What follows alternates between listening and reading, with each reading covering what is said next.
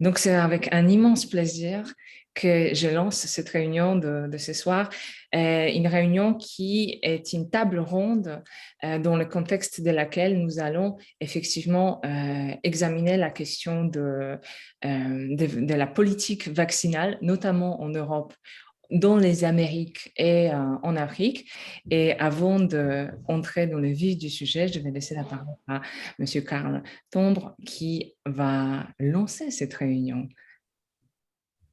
Merci beaucoup, Anna, et bravo pour la réactivité pour lancer cette réunion. Alors, en fait, le partenariat entre l'Université de Lorraine et l'Université internationale de Rabat est un partenariat ancien, mais surtout en ingénierie au départ. Enfin, moi, ça va bientôt faire 10 ans que je suis vice-président de l'Université de Lorraine depuis la création. Et dès le début, le partenariat existait déjà. L'Université internationale de Rabat avait travaillé avec les universités fondatrices de l'Université de Lorraine dès le départ. Et j'ai eu le plaisir d'aller à Rabat régulièrement. Et comme je disais au président de l'université récemment, président de l'Université internationale de Rabat, j'ai presque eu l'impression qu'il y avait un nouveau bâtiment et un nouveau département, une nouvelle école qui s'était créée chaque fois que je venais. Donc, c'était vraiment une impression de dynamisme. Et vraiment, on est très content de voir ce développement et on est très, très content de ce partenariat qui a d'ailleurs été renforcé par les deux présidents des deux universités il y a quelques semaines en annonçant un appel, un financement de projets de recherche et de projets d'échange pédagogique entre les deux universités, comme vous avez probablement vu passer. Alors, je suis aussi très, très content de la naissance de ces nouveaux échanges, des nouvelles collaborations. En fait, les collègues de Rabat me disaient déjà depuis 2 ans qu'ils avaient envie de travailler avec notre secteur SHS au sens large. Ils avaient envie d'ajouter aux différentes cordes de l'arc cette nouvelle corde-là, puisqu'on travaille déjà sur l'énergie, on travaille dans le numérique, on travaille dans le domaine de la santé de plus en plus. On a apporté aussi l'école d'architecture de Nancy en partenariat avec l'école d'architecture de l'Université internationale de Rabat, donc un partenariat extrêmement riche et varié. Et ça faisait déjà au moins 2 ans qu'il me disait il faut aussi qu'on travaille dans le domaine des SHS. Et avec Nathalie Fick, notre directrice des relations internationales, on avait commencé à voir comment monter une délégation spécifique SHS qui puisse aller à Rabat. Et puis, on a été rattrapé par le lancement, par le début de la pandémie. Enfin, c'était en 2019 qu'on réfléchissait à ça. Et voilà, on connaît tous la suite de l'histoire. Et donc, je suis particulièrement heureux qu'on ait pu le faire avant que tout se referme à nouveau, j'espère pas trop longtemps, et que cette fois-ci, il y avait quelques collègues qui ont pu se rencontrer, qui ont pu se rendre compte du potentiel d'échange et de travail commun qu'il y a entre nos deux universités. Alors, merci à Anna de la réactivité avec laquelle elle a monté. Elle nous a annoncé ça déjà à Rabat, qu'elle allait faire ce premier événement le 1er décembre. Moi, je me réjouis de cette nouvelle dimension de notre partenariat. J'ai été, même si je suis moi-même plutôt dans les sciences inhumaines, hein, donc je suis informaticien, donc on peut guère faire plus inhumain, mais j'ai été plusieurs fois très impressionné par ce que je voyais dans le domaine des sciences humaines et sociales à Rabat, des initiatives que vous aviez là-bas. Et donc, ça faisait longtemps que je me disais, il faut vraiment qu'on connecte 2 universités aussi dans ce domaine-là. Donc, voilà, c'est fait. Et cet événement est un premier événement officiel. Donc, moi, je vais vous écouter tranquillement. Je ne me permettais pas d'intervenir dans un débat où je ne suis pas du tout spécialiste, mais ça me semble vraiment intéressant. Donc, bon partage. Et puis, j'espère que ça sera fructueux et que ça donnera des pistes de collaboration approfondies. Et on sera là pour vous accompagner pour ça. Merci et bon séminaire. Merci à vous. Merci. Merci infiniment. Donc, nous allons commencer. Chacune des personnes qui va intervenir dans la suite de nos échanges va avoir à peu près un petit quart d'heure et nous allons ensuite discuter des choses qui seront dites. Je sais que Meriem Regragui qui est professeur de droit privé à l'école de droit de l'Université internationale de Rabat, a un exposé, va nous présenter quelque chose d'assez général. Donc, si vous voulez bien commencer, ce serait vraiment formidable. Et ensuite, je me suis dit que peut-être Madame Hanan Rahabi va continuer pour qu'on puisse clôturer le thème marocain, surtout, disons, et ensuite, nous allons élargir vers le Canada et les États-Unis, et moi, je vais clôturer avec des remarques habituelles sur la nécessité de lever les brevets. À vous la parole, chère Myriam. Merci à vous, chère Madame Zielinska. Merci, cher professeur, pour votre présence et merci à l'honorable assistance qui nous écoute. Je vous remercie une nouvelle fois pour cette initiative qui est une occasion pour nous, non seulement de nous exprimer sur les politiques vaccinales qui ont été développées dans des pays du Sud et donc en particulier au Maroc, mais aussi c'est une occasion de prendre un peu de recul vis-à-vis de ce sujet de la politique vaccinale. Et c'est la raison pour laquelle j'ai choisi comme thématique la politique vaccinale au Maroc telle qu'elle a été étudiée à l'aune de la philosophie du droit. Donc c'est simplement tiré du constat que finalement, au bout de ces presque 2 ans de pandémie, on en est au point de constater que quasiment tout a été dit au sujet de la crise sanitaire du Covid-19 et face au flot constant et quotidien d'informations, d'interventions de spécialistes, mais aussi des remises en question de la part des détracteurs, on arrive parfois à se demander s'il est toujours possible de faire la part des choses, a fortiori lorsque nous ne relevons pas de certains domaines et donc dont nous ne connaissons que très peu de choses. Eh bien, effectivement, après avoir questionné la dangerosité du virus, puis de la pertinence des décisions gouvernementales, nous voilà encore aujourd'hui à nous poser les mêmes questions, mais cette fois-ci au sujet de la politique vaccinale. Et en somme, il s'est toujours agi d'interroger les décisions prises quant à la gestion de la pandémie pour savoir si elles étaient adéquates ou si d'autres décisions devaient les remplacer. Or, il se trouve que ces décisions ont principalement émané du gouvernement et que leur remise en question pouvait toutes les réunir en une seule interrogation majeure. Est-ce que finalement l'État est bienveillant dans ses prises de décision ou autrement formulé, est-ce que l'État nous veut du bien? À cette question, nous autres juristes avons l'habitude de répondre non sans boutade qu'il faut toujours présumer la bonne foi, et bien évidemment jusqu'à preuve du contraire. Mais d'autres arguments plus fondés et plus sérieux favoriseraient une réponse affirmative à cette question. En effet, l'étude de l'histoire de la pensée du droit et de la justice nous apprend qu'en principe, le droit, c'est fait pour être au service de la cité et de l'individu. L'une des fonctions majeures du droit est de protéger, et c'est la raison même pour laquelle les hommes y ont recours. Car au-delà de civiliser les relations sociales, le droit est avant tout un moyen de protection des intérêts collectifs et des intérêts individuels. Et c'est précisément parce qu'il protège les sujets et les biens qu'on le retrouve dans toutes les sociétés. Cette protection juridique, donc, c'est techniquement l'acte par lequel la loi ou la justice assure la sécurité d'un être ou d'une chose qui en éprouve le besoin. Et du fait que le risque, le danger et la vulnérabilité sont universels, il en va de même également donc, de la nécessité de les prévenir et de les contrer. C'est ainsi qu'en contexte de pandémie, la politique vaccinale a été désignée comme le point stratégique culminant de la lutte contre la propagation du Covid-19, et le Maroc, comme une majorité de pays dans le monde, a fait partie donc, de ces États qui ont eu recours à cette stratégie. Néanmoins, et au vu de récentes évolutions de la crise sanitaire dans le monde, et en particulier en Europe, des voix se sont levées pour remettre en question ces modalités de lutte contre la pandémie. En effet, on a constaté depuis quelques jours que, on vit un tournant particulier de la pandémie, celui d'une remontée fulgurante de cas dans les pays majoritairement vaccinés, en particulier en Europe. Des contestations sont nées de l'adoption du pass vaccinal ou sanitaire selon les pays, et une dernière nouvelle scientifique, celle de l'apparition d'un nouveau variant dit Omicron, dont nous savons encore peu de choses à l'heure qu'il est, mais qui a été qualifié d'inquiétant de la part de l'OMS et qui pourrait bien changer la donne. Et donc, au bout de ces quasi 2 ans, il semblerait que la vaccination, qui a constitué la principale stratégie de lutte contre la pandémie de nombreux pays, n'ait pas encore, pour rester optimiste, porté ses fruits. Plus encore, et vu les récentes manifestations à l'encontre du pass vaccinal ou sanitaire, au Maroc comme en Europe, on se demande si ces réticences sont fondées.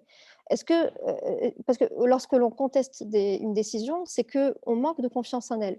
Et cela voudrait-il donc dire que le postulat de départ, selon lequel toutes les décisions étatiques sont prises dans l'intérêt de la population, serait erroné? Se pourrait-il alors que ce droit, qui se voulait protecteur initialement, soit considéré finalement comme étant injuste? Et auquel cas, les sujets de droit devraient-ils obéir à un droit injuste? Et c'est donc à ce titre que l'on se demande quelles sont les raisons qui ont fondé ces décisions. Autrement formulé, quels sont les principes et les valeurs qui ont fondé la politique vaccinale au Maroc? Et ces questions renvoient incontestablement à l'éthique et à son rapport au droit, que nous gagnerions à étudier avec le recul nécessaire à davantage de visibilité sur cette politique vaccinale telle qu'elle a été entreprise par l'État. Et il se trouve que la réponse à cette question a vocation à s'appliquer à la politique vaccinale marocaine comme à d'autres politiques étrangères, desquelles elle ne diffère que très peu. Nous verrons donc dans un premier temps les manifestations de la volonté de protéger la santé publique, tout en respectant la liberté et l'égalité des citoyens. Tandis que dans un second temps, on se demandera si, au nom de la justice sanitaire, il est admis que l'on puisse bousculer parfois certains principes. Donc le premier axe porte sur cette bienveillance comme fondement moral à la politique vaccinale au Maroc. Et initialement, force est de constater que la bienveillance de l'État marocain s'est manifestée à travers le respect, vous le disiez tout à l'heure, bien que non dit ouvertement, de plusieurs principes et valeurs. L'État marocain a été très réactif. On l'a vu donc dans sa volonté de contrer la propagation du virus, qui, certes, peut être motivée par plusieurs intérêts, notamment économiques, mais qui figure quand même en bonne place la protection de la santé publique. Et la réactivité de l'État marocain dès la mi-mars 2020, puis par la suite, a constitué le point de départ d'une pluralité de mesures qui ont été prises dans l'intérêt de la population et dont a fait partie par la suite la politique vaccinale depuis janvier 2021. Donc, deux arguments ont fondé le choix de cette politique vaccinale. D'abord, le respect des référentiels scientifiques. Les décisions relatives à la politique vaccinale au Maroc ont toutes été commandées par le respect des recommandations de l'OMS. C'est un gage de transparence, mais également d'universalité, car l'État s'aligne sur les référentiels internationaux qui ont été suivis d'ailleurs par de nombreux pays dans le monde. Et par ailleurs, le Maroc s'est également doté d'un comité scientifique de la vaccination dont l'avis consultatif est sollicité chaque fois que de besoin. Ensuite, le respect des fondements juridiques. Ça aussi, c'est très important. Les décrets-lois qui ont été adoptés en mars 2020 l'ont été dans une situation d'urgence afin de pallier à un danger imminent et potentiellement impactant. Mais cette procédure s'est faite sur l'accord des deux chambres du Parlement et après obtention de leur aval lors de la publication dans notre bulletin officiel. Et l'objet de cette procédure était à la fois d'agir immédiatement, mais sans toutefois destituer les citoyens de leur pouvoir de représentation et dans l'adoption de la norme. Et à présent que les fondements de la politique vaccinale ont été établis, il convient de se demander si un autre principe primordial auquel obéit la norme a bien été respecté. C'est celui de l'égalité des citoyens. Car en effet, l'égalité entre les citoyens est également d'une importance majeure, en ce que si la politique vaccinale est adoptée au nom du bien commun, encore faut-il qu'elle puisse profiter à tous. Et au Maroc, le caractère universel de la politique vaccinale a été relevé du fait de l'existence en pratique de 3 critères. Le premier, c'est l'équité, le deuxième, c'est l'accessibilité, et le troisième, c'est l'information vis-à-vis de ce vaccin. Alors, l'universalité donc, de la politique vaccinale suppose tout d'abord que tout le monde soit régi par la même loi.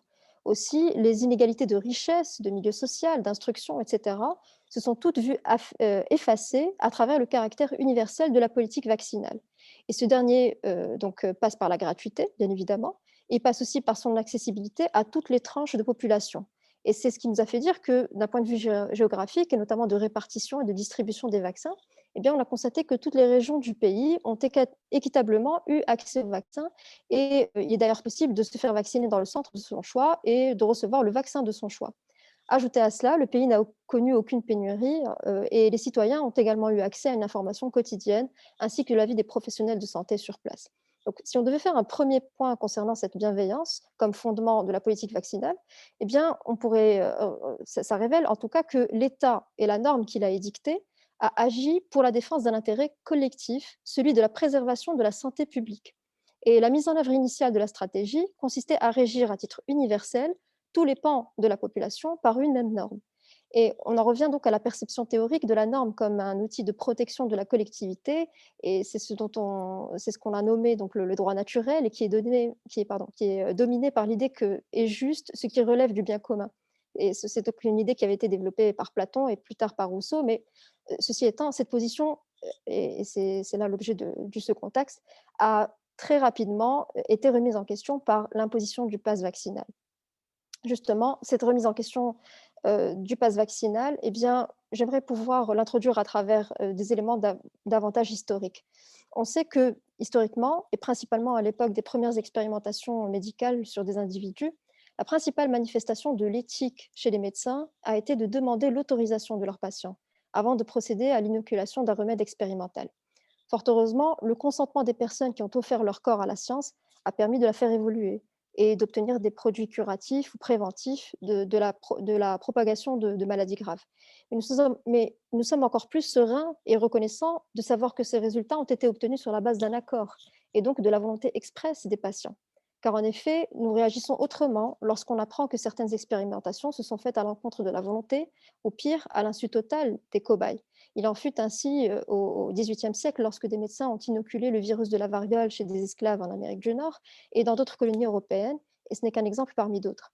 Ainsi, le consentement est en quelque sorte le garde-fou des décisions arbitraires, et c'est la raison pour laquelle il occupe une place aussi importante en droit comme dans l'analyse de la politique vaccinale.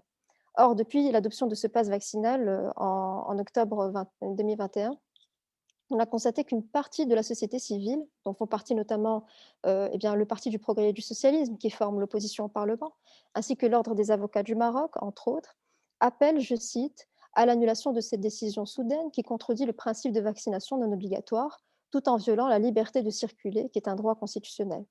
Un autre pan, en revanche, notamment le Parti de l'authenticité et de la modernité, qui fait partie donc de la coalition gouvernementale, soutient que la démarche gouvernementale est au cœur même de la poursuite de la liberté de circulation des personnes et qu'en cela, il est à considérer comme étant un catalyseur principal pour l'assouplissement des mesures restreignant la liberté en attendant de les lever définitivement.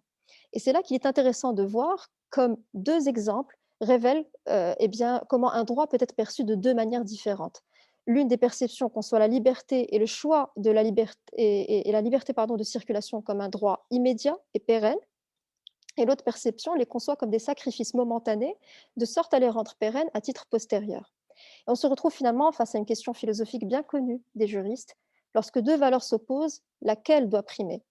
Et en l'occurrence, lorsque la justice sanitaire s'oppose à la liberté des choix des individus, laquelle doit être appliquée? Comment faire coexister deux intérêts potentiellement contradictoires? Alors il s'agit d'un vrai dilemme que tout pays a probablement vécu durant cette pandémie et en témoignent de nombreuses hésitations dont les gouvernements ont fait preuve quant au caractère contraignant ou non de leur politique vaccinale. Pour les juristes, la réponse à cette question réside dans le conflit de droit et a été résolue de manière différente. Tantôt par le principe de proportionnalité, qui suppose que la justice institutionnelle cherchera à savoir si l'ingérence dans le droit fondamental était prévue par une base légale. Ensuite, est-ce que cette ingérence poursuivait un but légitime? Et enfin, est-ce qu'elle était nécessaire dans une société démocratique? C'est donc le critère de nécessité qui permettra alors de considérer que l'atteinte au droit est justifiée. Et tantôt encore, elle a été résolue par la marge d'appréciation qui a été laissée à l'État dans sa prise de décision. Une jurisprudence s'était d'ailleurs prononcée sur cette question des conflits de droit. Il s'agit de l'arrêt Chassagnou et autres contre la France. Et c'est donc une décision qui émane de la Cour européenne des droits de l'homme, dans laquelle elle affirmait que dans l'hypothèse où un État est conduit à restreindre un droit ou une liberté dans le but d'assurer la protection des droits et libertés d'autrui, eh bien, la mise en balance des intérêts éventuellement contradictoires des uns et des autres est alors difficile à faire et les autorités nationales sont mieux placées pour évaluer l'existence ou non d'un besoin social impérieux susceptible de justifier une ingérence dans l'un des droits garantis par la Convention. Alors certes, cet arrêt porte sur un conflit de droit relevant des conventions internationales, mais l'idée que l'on en retire est qu'il revient aux États de prendre la décision et que même la Cour européenne des droits de l'homme concède bien volontiers qu'il s'agit d'une décision difficile à prendre. Et appliquée à la politique vaccinale, le conflit de droit a donc mis en balance d'une part la protection de la santé publique ou de la justice sanitaire et d'autre part le consentement des citoyens à cette vaccination. Et l'atteinte de ce dernier point a d'ailleurs engendré l'atteinte d'un second, celui de l'égalité entre citoyens. Comment est-ce possible? Eh bien, en voulant atteindre l'égalité entre les citoyens par une large protection de la santé publique, leur liberté de choix a été relativisée tout récemment par cette adoption du pass vaccinal, parce que ça les conditionne à accéder au commerce, aux administrations publiques, aux cafés, aux restaurants, aux endroits clos d'une manière générale. Et de fait, il limite grandement, voire totalement, le mode de vie de ceux qui ne souhaitent pas ou ne peuvent pas se faire vacciner. Et il convient de souligner ici que l'atteinte au consentement n'est pas directe, en ce que personne n'oblige ses citoyens à se faire vacciner contre leur gré, mais force est de constater que le moyen est plutôt dissuasif. Certains relèveront d'ailleurs que l'interdiction d'accès aux services publics est même une atteinte à un droit constitutionnel. Et par ricochet, cette égalité des citoyens, comme valeur fondamentale de la politique vaccinale, a de même été touchée en ce que la décision a provoqué l'effet inverse de celui qui était escompté. Désormais, il existe une scission de la population entre ceux qui se sont fait vacciner et qui continuent à vivre normalement et ceux qui ne se sont pas fait vacciner et qui sont donc privés de nombreuses libertés. Donc au final, et pour conclure, il semblerait qu'aux prémices de l'établissement de sa politique vaccinale, le Maroc est encouragé à la vaccination durant plusieurs mois et cette méthode a été particulièrement saluée par les citoyens car elle laissait à chacun le choix de décider de ce qui lui convenait le mieux de faire. Depuis l'adoption du pass vaccinal, la contestation de l'atteinte au consentement s'est exacerbée par l'atteinte à l'égalité entre les citoyens et entre autres droits, bien sûr, que nous n'avons pas le temps d'évoquer, mais notamment celui du caractère privé des données personnelles de santé, de la légitimité du contrôle de ces données par d'autres citoyens lambda, sans autorité légitime, etc. Et bien plus encore par les récents pics de contamination que connaissent les pays à haut taux de vaccination et qui mettent à mal la stratégie choisie pour lutter contre le virus. Il y a encore tant à dire sur le sujet de la responsabilité personnelle des citoyens quant au choix qu'ils ont dû faire entre, un choix cornélien, entre le fait de se faire vacciner sur un vaccin donc, sur lequel on a encore peu de recul et celui de éventuellement eh bien, se mettre en danger face à une infection potentiellement mortelle. Tant à dire aussi sur le sujet des possibles nouvelles restrictions qui attendent les citoyens non vaccinés, sur le sujet aussi, eh bien, de l'aggravation peut-être qui va se faire sur, l'atteinte à l'égalité entre les citoyens de la population et tant à dire enfin sur la responsabilité personnelle de la décision de chacun d'entre nous sur sa propre santé. Mais en tout état de cause, la réponse à ce dilemme de la part des gouvernements va constituer d'un point de vue historique un antécédent marquant et une genèse des normes à venir. C'est pourquoi la question doit être considérée à travers un regard vigilant et à l'heure où on parle, la réflexion est désormais portée sur d'autres modalités de lutte contre la pandémie, convaincue que la politique vaccinale ne peut pas être la seule stratégie de lutte et de sortie contre le Covid-19 et bien évidemment, quelles que soient ces nouvelles modalités, elles devront aussi émaner d'un État bienveillant à l'égard de sa population. Je vous remercie. Merci infiniment, Mariam. C'était vraiment très intéressant. Et ce qui est intéressant aussi, c'est de voir votre relatif optimisme par rapport à votre évaluation de ce qui s'est passé au Maroc. Mais je pense que tout simplement, nous avons un tout petit peu du mal à être optimistes de façon générale dans l'évaluation des politiques gouvernementales. Donc, ça fait plaisir.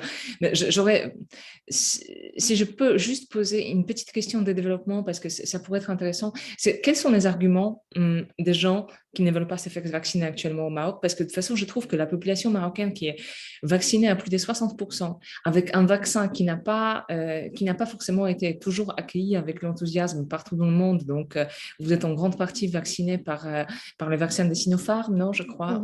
Tout à Voilà. fait, Sinopharm, Pfizer et AstraZeneca. Pour résumer, hein, parce qu'il y a beaucoup d'arguments, mais c'est principalement le fait qu'on dispose encore de peu de recul sur ces vaccins-là et c'est ce qui, eh bien, restreint parfois une partie de la population à se faire vacciner.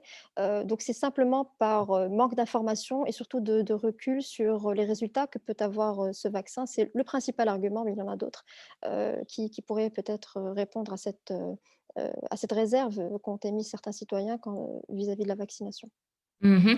Mais donc, si cet argument est valide, si on les prend au sérieux, on a effectivement une difficulté à envisager dans ce contexte, me semble-t-il, en tout cas au Maroc, la question de l'obligation vaccinale, non? Bien, ça n'est pas dit, pour le moment, les seules règles qui ont été, mises en place sont celles qui sont relatives au pass vaccinal. Il y a eu donc, une forte sensibilisation de la population vis-à-vis de l'intérêt de se faire vacciner. C'est ce que je disais tout à l'heure, on a principalement fait valoir le consentement d'abord des citoyens vis-à-vis de la population. On ne peut pas vraiment prévoir ce qu'il va advenir en termes de décisions gouvernementales, mais pour le moment, eh bien, il y a encore cet encouragement à la vaccination qui est fait de la part du gouvernement. Encore une fois, l'information est toujours privilégiée, elle est toujours, mise à la disposition des citoyens et si on devait la qualifier, cette politique vaccinale, elle est davantage basée sur l'encouragement qu'autre chose. Mais c'est vrai que dans d'autres pays, notamment en Europe, on commence à entendre des comment dire? Pas des rumeurs, mais des discours concernant l'obligation peut-être de la vaccination. Tout à fait précisément avec ces soucis de légalité, puisque effectivement, le contexte qui est le nôtre actuellement, l'absence de l'obligation, fait que le traitement effectif de certaines personnes n'est pas égalitaire. Ça, même s'il n'y a pas de... Voilà, vous l'avez remarqué. Et oui, donc de toute façon, on va en parler pendant la discussion. Pardon, là, c'est juste que c'était tellement intéressant que j'aurais envie de développer tout de suite, mais on y Merci. reviendra. Chère Hanane, Arabi. Est-ce que vous voulez bien continuer? Vous devez vous démuter. Une seconde. Maintenant, vous m'entendez? C'est parfait. Merci. Parfait. Je vous remercie, chère Anna, pour cette invitation fort intéressante. Je remercie toutes les personnes présentes. J'ai été vraiment ravie d'écouter l'intervention de ma collègue, qui porte sur un thème beaucoup plus général que le mien. Moi, je vais compléter son analyse par une approche sur l'accès au vaccin au Maroc, comment le Maroc a élaboré sa stratégie d'accès au vaccin, puisque j'enseigne la propriété intellectuelle à l'Université internationale de Rabat, j'enseigne le volet propriété industrielle. Donc, naturellement, j'ai analysé cette stratégie d'accès au vaccin, au brevet d'invention, parce que c'était l'actualité brûlante et j'ai même écrit un article dessus pour l'analyser au regard des limites du droit international de la propriété intellectuelle. En fait, le Maroc a réagi de façon pragmatique. Il a réagi de façon pragmatique. Il a remarqué que les firmes pharmaceutiques ne lèveraient pas très tôt les brevets ou pas du tout les brevets sur leurs vaccins. Et donc, il s'est dit, qu'est-ce que je peux faire? Premièrement, conclure des accords bilatéraux avec les firmes pharmaceutiques étrangères comme AstraZeneca, Sinopharm, Johnson et Pfizer, des contrats bilatéraux pour être approvisionnés en premier. Il a complété cela par l'achat groupé de vaccins via le mécanisme COVAX, qui est une aide internationale pour les pays pauvres et en voie de développement. Mais il s'est dit, je ne peux pas compter que sur ces moyens-là. Il s'est dit qu'à un certain moment, il va y avoir une demande très forte de la part des pays en développement et même des pays avancés. Donc, je dois tout mettre de côté pour accéder au vaccin et garantir la vaccination à ma population. Donc, le Maroc a anticipé en concluant un partenariat public-privé avec Sinopharm directement.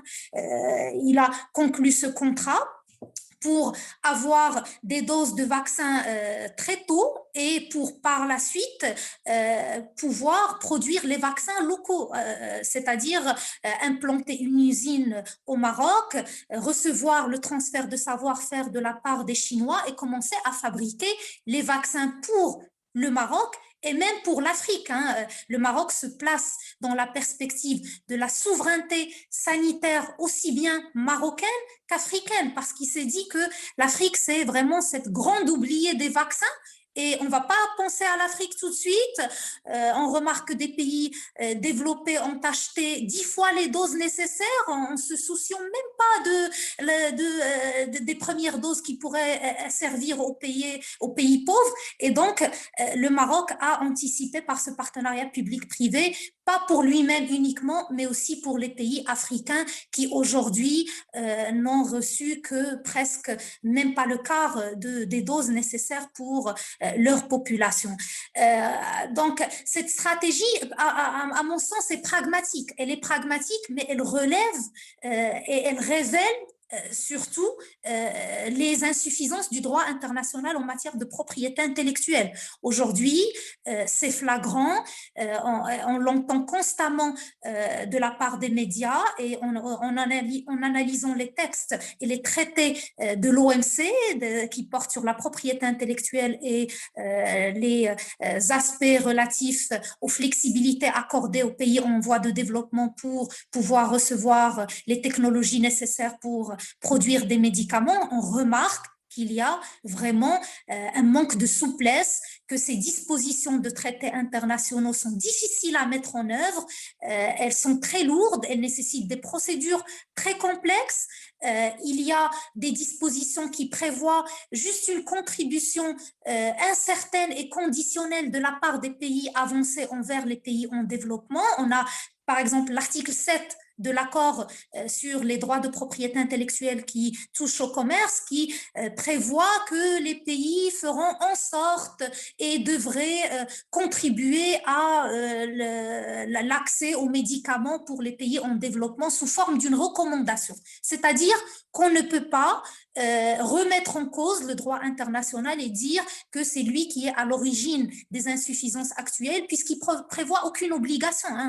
Toutes les dispositions qui intéressent l'actualité brûlante sont formulées sous des recommandations, des tournures conditionnelles, donc ça n'oblige pas du tout les pays développés à vraiment fournir des efforts conséquents pour aider les pays en développement. Donc, cette stratégie marocaine révèle ces insuffisances du droit international et révèle vraiment la difficulté de concilier entre deux impératifs qui sont très importants, à savoir l'impératif de transfert de technologie, de la promotion de l'innovation, et de l'autre côté, la santé publique, la préservation de la santé publique. En fait, tout le droit de la propriété intellectuelle est fondé sur cet équilibre. On ne peut pas avoir que des dispositions qui vont favoriser les titulaires des brevets, qui vont favoriser la propriété privée des personnes qui vont produire des inventions comme les médicaments, etc. On a besoin de dispositions juridiques qui vont contrecarrer cet ensemble de dispositions qui sont vraiment très garantes des bénéfices des big pharma. Et ce problème s'est posé depuis très longtemps. L'accès aux médicaments est une problématique qui se pose depuis des années, depuis les années 80 et 90 partout dans le monde. Beaucoup de pays sont montés au front pour revendiquer des amendements au droit international, et actuellement, l'Afrique du Sud, l'Inde ont déposé auprès de l'OMC une proposition pour la levée des brevets. Cette proposition, elle est soutenue par le Maroc, il faut insister dessus. Le Maroc soutient cette position, et notre ministre des Affaires étrangères, en août dernier, il a expressément dit qu'il faut un accès universel au vaccin. Même si on a cette stratégie très avant-gardiste, très moderne, très souciante des besoins de l'Afrique et du Maroc, notre ministre des Affaires étrangères ne cesse de revendiquer et de soutenir cette proposition des pays en développement auprès de l'OMC pour la levée des brevets, parce que, comme vous le remarquez actuellement, il y a plein de variants qui se développent. Et étrangement, les pays qui ont déposé la proposition auprès de l'OMC pour lever les brevets, ce sont les pays qui ont souffert de l'apparition de variants. L'Inde avec le Delta, et maintenant l'Afrique du Sud avec le variant Omicron, alors qu'on pouvait limiter cela en leur permettant de produire des vaccins, parce qu'ils ont des industries pharmaceutiques quand même qui disposent de moyens. On aurait pu leur consentir le droit de fabriquer des médicaments génériques, et à ce stade-là, on aurait vacciné pas mal de monde dans le monde, on aurait évité pas mal de dégâts. Donc, cette stratégie marocaine, je continue là-dessus, très pragmatique, a été vraiment une mesure palliative par rapport aux dangers qui se posent dans le contexte actuel. Et en même temps, le Maroc a vraiment étudié toutes les possibilités. Il continue à revendiquer la levée des brevets, à soutenir les propositions internationales dans ce sens. Et il remarque qu'on ne peut pas faire autrement. Tout le monde aujourd'hui sait que le mécanisme des licences obligatoires est très difficile à mettre en œuvre. Une licence obligatoire, c'est un processus long de point de vue administratif. Même si vous l'obtenez, il faut faire attention en matière de réexportation des médicaments sous licence obligatoire. Il y a tout un ensemble de conditions. Donc, beaucoup de pays se découragent. Il y a à ce niveau-là vraiment un manque de souplesse incroyable. Et ce mécanisme de licence obligatoire est difficile à obtenir, parce qu'on a toujours peur des représailles commerciales par rapport aux pays qui abritent ces firmes, ces big pharma. On a peur des tensions commerciales, des tensions diplomatiques avec ces pays, etc. C'est pour ça qu'on n'ose pas trop le mettre en œuvre. On a un tissu associatif aujourd'hui qui demande vraiment à ce que la procédure de licence obligatoire soit amendée. On a des associations marocaines qui font partie de la société civile et qui ont émis un mémorandum pour amender amender ces mécanismes, ces flexibilités du droit international relatif à la propriété intellectuelle au début du déclenchement de la pandémie. Donc, vous voyez, cette problématique de levée de brevets, elle trouve vraiment écho au Maroc à plusieurs niveaux, même au sein de la société civile, qui commence à trouver vraiment injuste ces inéquités par rapport à l'accès au vaccin partout dans le monde. Autre point que je voudrais développer, c'est que le Maroc est aujourd'hui conforté dans cette stratégie puisque le Gabon va bientôt recevoir les premières doses de vaccins qui vont être produites à partir de décembre prochain au Maroc. On va commencer à importer les substances actives des vaccins suite à ce partenariat stratégique avec Sinopharm, et on va commencer déjà à approvisionner des pays africains pour remédier au manque de doses nécessaires qui ne sont pas délivrées par les pays du Nord, et qui témoigne aussi, ce manque témoigne aussi de l'échec du mécanisme COVAX. Le mécanisme COVAX est aujourd'hui très déficient, il n'y a pas assez d'implication de la part des pays développés, pas assez de soutien financier. C'est pour ça que en fait, le Maroc essaie d'y remédier vu les liens qu'il a avec ces pays de l'Afrique en termes d'investissement, d'échanges commerciaux, etc. On se rend compte que cette réponse régionale aussi montre le manque d'initiatives partout dans le monde par rapport à des solutions globales de solidarité internationale. Aujourd'hui, le problème du Covid-19 est vraiment devenu une problématique à l'échelle internationale. Il faut trouver des solutions globales. On ne peut plus réagir comme ça, même à l'échelle régionale, comme l'a fait le Maroc, et je salue cette forte initiative. On est obligé de réfléchir à des mécanismes de solidarité internationale, de promouvoir une santé publique mondiale, une sécurité sanitaire mondiale, puisque si un variant se développe dans un pays, c'est tout le monde qui en souffre. Ou bien on s'en sort tous ensemble, ou bien on va continuer à galérer tous ensemble. La réaction des pays développés qui tergiversent à prendre des décisions par rapport à la levée des brevets est vraiment lamentable dans ce sens-là.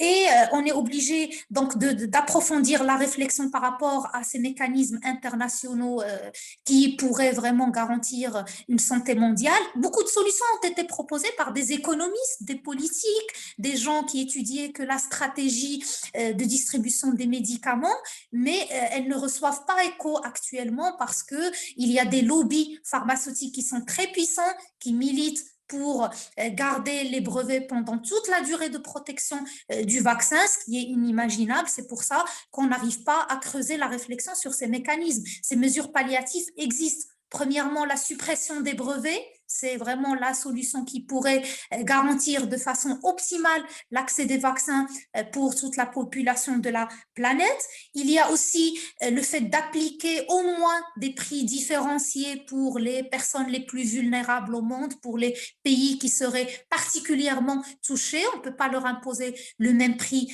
de vaccin parce qu'ils n'ont pas les moyens d'acheter toutes ces doses qui sont nécessaires. Les dons que font les pays développés ne sont pas suffisants. On ne peut pas continuer à résoudre cette crise mondiale par la charité, par la générosité. C'est bien, mais il faut réfléchir à des solutions beaucoup plus stratégiques.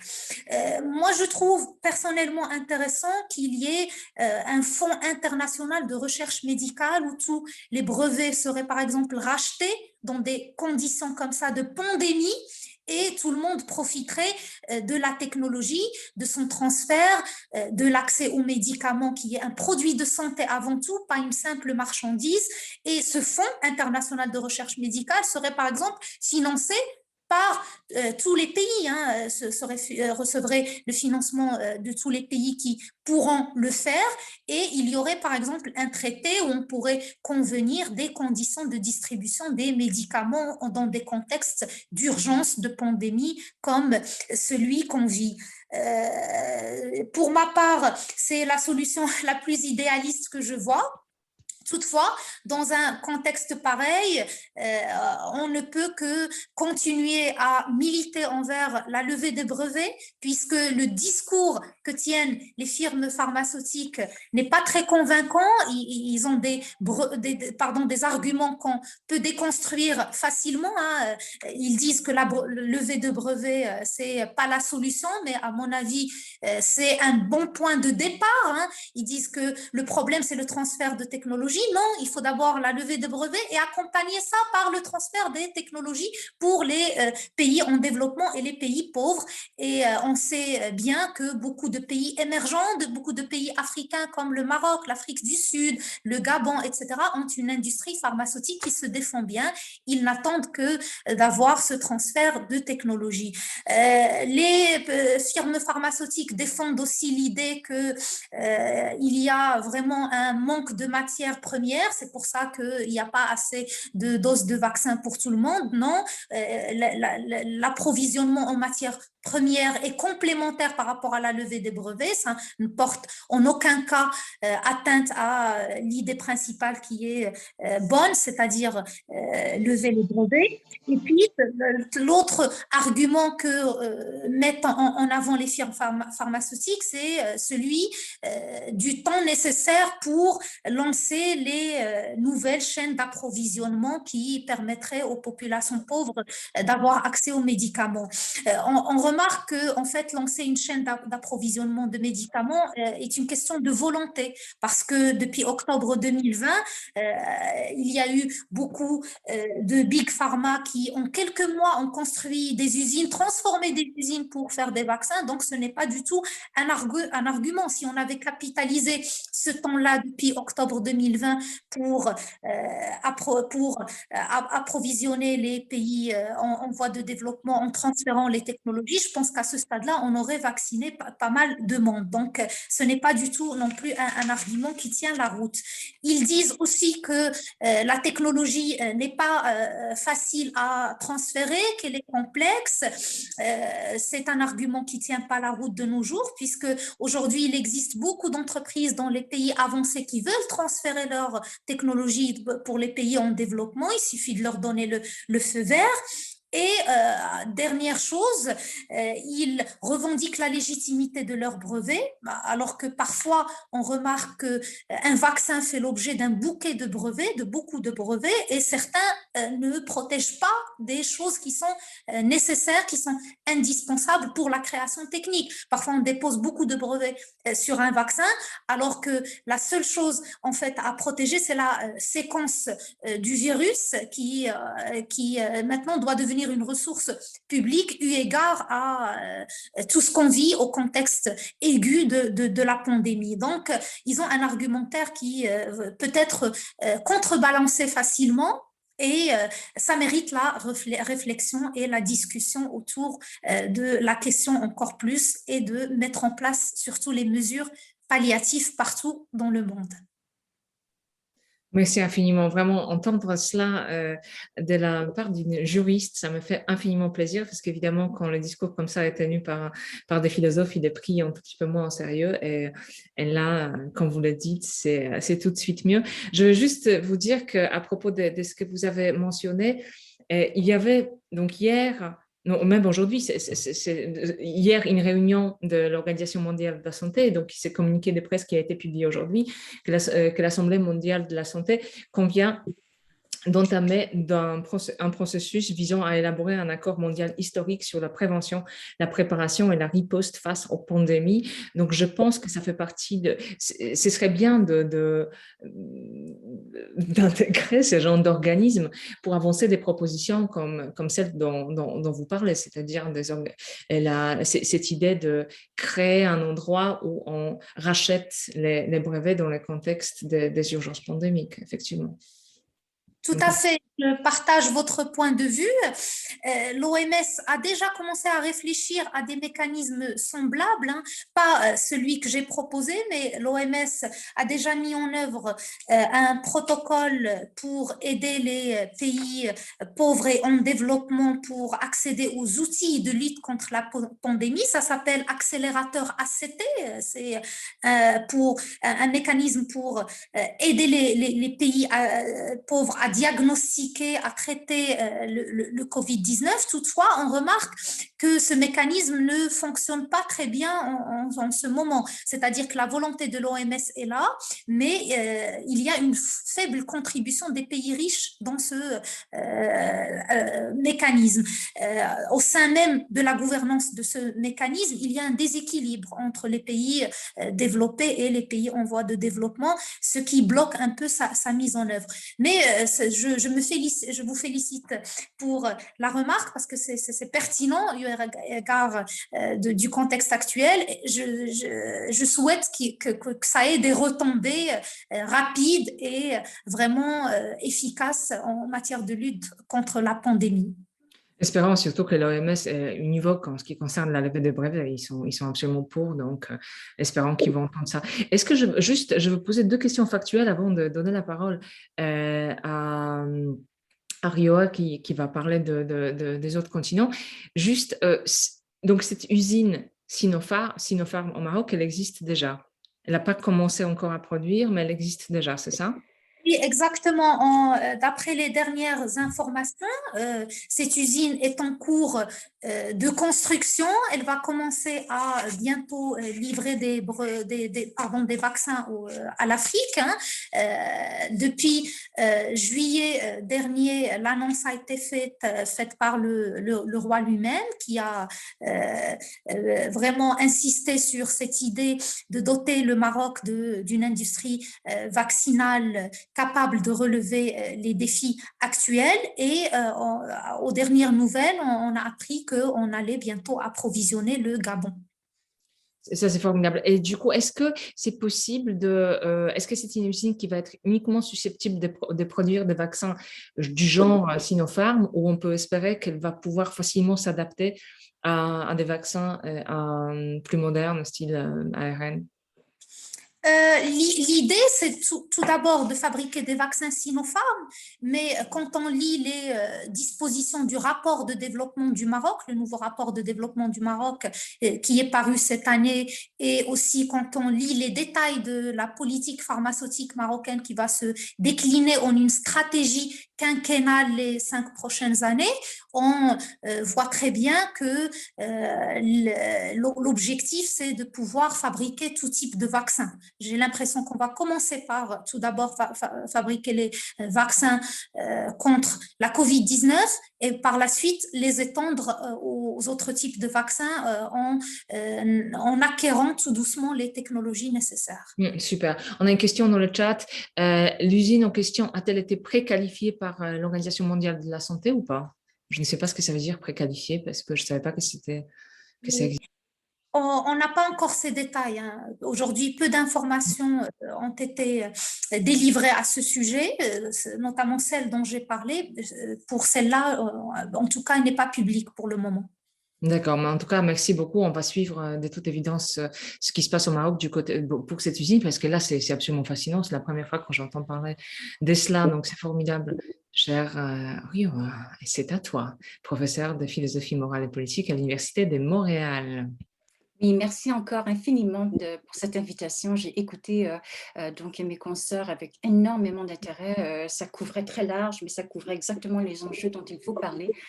Et donc, encore une fois, merci Anna. Et je voudrais encore une fois rappeler, peut-être pour ceux et celles qui ne savent pas, mais Anna est donc l'instigatrice de cette fameuse lettre ouverte qui a été publiée au mois de février 2021 dans Le Monde et qui regroupait vraiment des centaines de signatures donc de juristes, de philosophes et donc de personnes issues de la société civile pour justement soutenir donc l'initiative lancée par Anna et ses collègues pour faire reconnaître donc la distribution des vaccins contre le Covid-19 comme un bien mondial public. Alors, je dois tout de suite préciser qu'ici au Canada, donc on dit la COVID-19. Alors, désolé désolée si ça peut peut-être grincer dans vos oreilles, mais donc voilà, parmi les distinctions linguistiques, au-delà de l'accent. À vrai dire, on le dit comme ça officiellement en France aussi, c'est une prise de position politique de ma part que de garder la version normale, ordinaire, et non pas la version qui a été proposée par l'Académie française. Et je suis sur ce point Sandra Logier qui m'a ouvert les yeux devant à toute une problématique liée à cette dynamique de le et là. Donc moi, je reste Ah, avec le. d'accord, je vois le genre. Oui, pour dégenrer. Pour dégenrer, c'est ça? Ah oui, c'est très intéressant. Alors, je vais essayer, mais je ne peux pas promettre que je vais m'en rappeler. Alors, donc, encore une fois, je vous félicite également. Je suis très honorée donc, de faire partie de cette rencontre, pas inaugurale, mais encore une rencontre. J'ai bien compris qu'elle est importante donc, entre l'Université de Lorraine et puis l'Université de Rabat. Et donc, merci de m'inviter en tant que membre de la francophonie universitaire. Et donc, alors, vous comprendrez mon accent. Alors, je suis établie à l'Université de Montréal. Et donc, je vais vous parler en effet d'une perspective un peu plus nord-américaine et donc, mais d'une perspective critique en fait de la réalité que nous vivons donc en Amérique du Nord. Et donc, c'est inspiré en grande partie ce que je vais vous dire, même si je parle en mon nom parce que je ne veux pas, comment dire, usurper le droit de parole de ma collègue Joanne Liu. Mais donc, dans l'essence, quand même, je vais vous parler de certains arguments, de certaines données que nous avons discutées, Joanne Liu et moi, dans le cadre d'un article qui a été publié en fait en anglais, donc dans The Hastings Center Review, Bioethics Forum. Et donc, Joanne Liu, je ne sais pas si vous connaissez, mais elle était donc la présidente internationale de Médecins sans frontières entre 2003 et 2009, et elle est maintenant revenue à Montréal, où elle est pédiatre urgentiste à l'hôpital de Sainte-Justine. Et donc, nous avons eu l'occasion de travailler ensemble sur ce texte-là parce qu'elle aussi, donc, elle est très interpellée par, évidemment, toutes ces questions des inégalités de santé et des crises humanitaires donc à l'échelle internationale. Et pendant que nous rédigions cet article, elle était en mission avec MSF en Tunisie, justement pour répondre donc, à des enjeux de santé, notamment à la crise sanitaire reliée au COVID-19.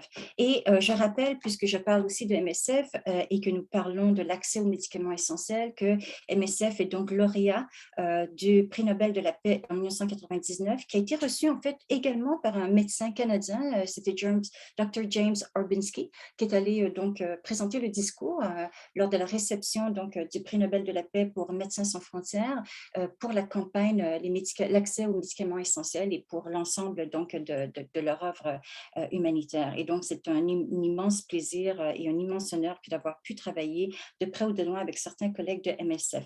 Et donc, encore une fois, je ne parle pas au nom de MSF, je ne parle pas au nom de Joanne Liu, je fais simplement lui donner le crédit, évidemment, de ce texte duquel je m'inspire aujourd'hui pour vous parler de certaines préoccupations communes. Et donc, je voudrais, puisqu'il y a tellement d'idées, là, ça va un peu déstabiliser l'ordre que je m'étais donné moi-même, parce que j'ai envie de répondre et de réagir à certains des propos qui ont été tenus aussi brillamment par mes consoeurs. Donc, je rappelle quand même que premièrement, je voulais simplement quand même saluer, alors encore une fois en mon nom, je pense que quand même le leadership de Dr. Tedros, donc à la direction de l'Organisation mondiale de la santé, est un leadership très fort. Donc, ça n'a peut-être pas toujours été le cas au sein de l'OMS dans d'autres crises humanitaires ou donc face aux inégalités abyssales en termes de santé à l'échelle internationale. On peut aussi évidemment peut-être mettre en cause la lourdeur bureaucratique du monde onusien, mais Dr. Tedros, à travers tous ces obstacles, il me semble, fait parler une voix très forte et donc je tenais quand même à le souligner. Et également au sein de cette communauté onusienne, il y a quand même eu les travaux de Inge Kohl, qui travaillait au sein du PNUD, donc le programme de développement des Nations Unies, et qui a publié donc un ouvrage Global Public Bads and Global Public Goods, Cooperation for the 21st Century.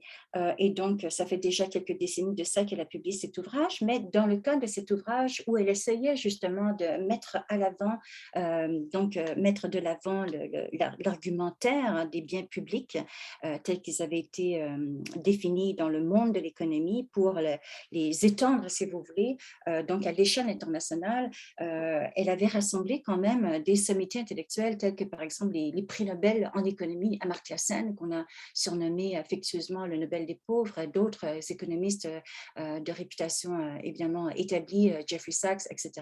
Et donc, c'est dans la foulée de ces travaux-là que, également dans la foulée de l'initiative lancée par Anna, que nous aussi, évidemment, on soutient cet appel pour faire reconnaître donc la levée des brevets pharmaceutiques sur les vaccins et sur les médicaments essentiels comme des biens publics mondiaux.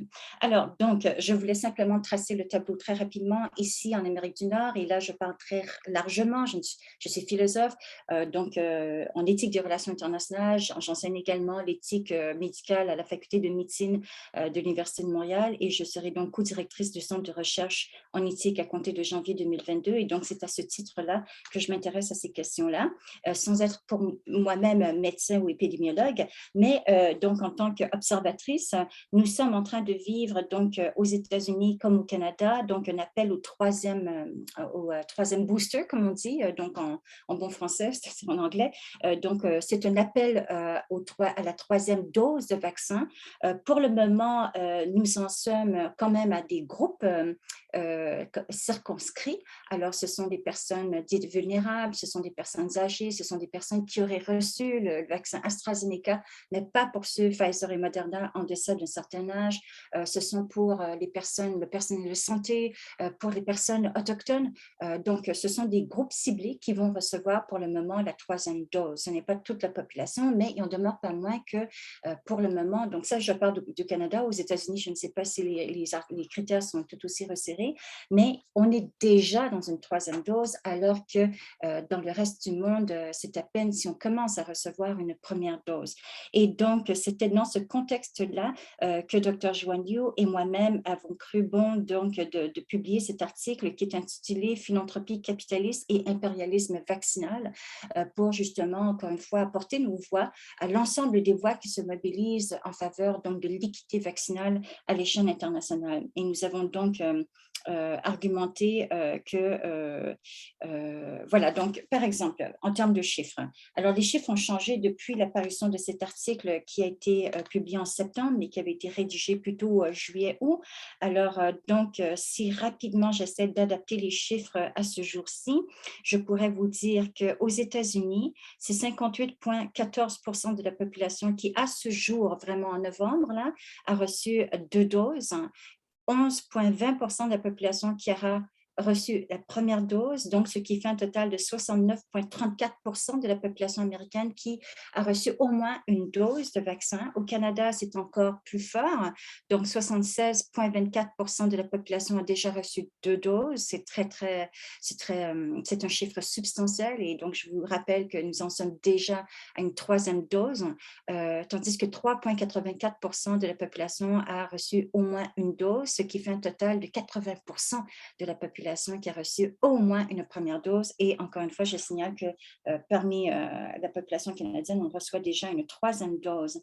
Par comparaison, donc, on peut dire que 54,5% de la population mondiale à ce jour a reçu au moins une première dose, mais évidemment, cette population est concentrée dans les pays les plus riches parce que dans les pays les plus défavorisés du monde, c'est 6% de la population de ces pays les plus défavorisés qui commencent à peine à recevoir une première dose. Vous pouvez avoir accès donc à un graphique exceptionnel qui donc est librement accessible sur Internet pour interroger ces chiffres-là.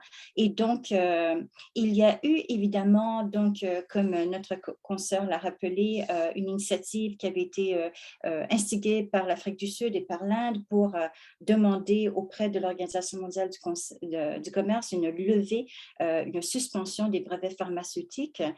Et donc, à partir de mai 2021, plus de 60 pays ont demandé en fait une suspension encore plus élargie, non seulement sur les brevets pharmaceutiques, mais également sur l'ensemble des médicaments pour contrer donc le COVID-19.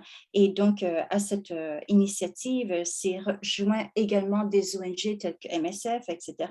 Et on sait que au moment où l'administration Biden avait pris la Maison-Blanche, les États-Unis, en fait, avaient fait un peu cavalier seul, n'est-ce pas, parce qu'ils avaient, d'une certaine façon, appuyé la suspension des brevets dans le contexte d'une crise humanitaire, tandis que les autres pays les plus riches de ce monde, comprenant le Canada, le Japon, la Suisse, la Norvège, l'Union européenne, la Grande-Bretagne, avaient rejeté donc la proposition de la suspension des brevets. Depuis lors, les États-Unis ont finalement estompé leur position et donc il y a une sorte de, comment dire, il n'y a plus comme tel un leadership assumé par les États-Unis pour appuyer donc la levée de suspension. On est plutôt revenu dans une forme de statu quo où on ne remet pas en cause le régime des droits de propriété intellectuelle et sur les brevets pharmaceutiques qui sous-tend en fait tout le mécanisme de COVAX.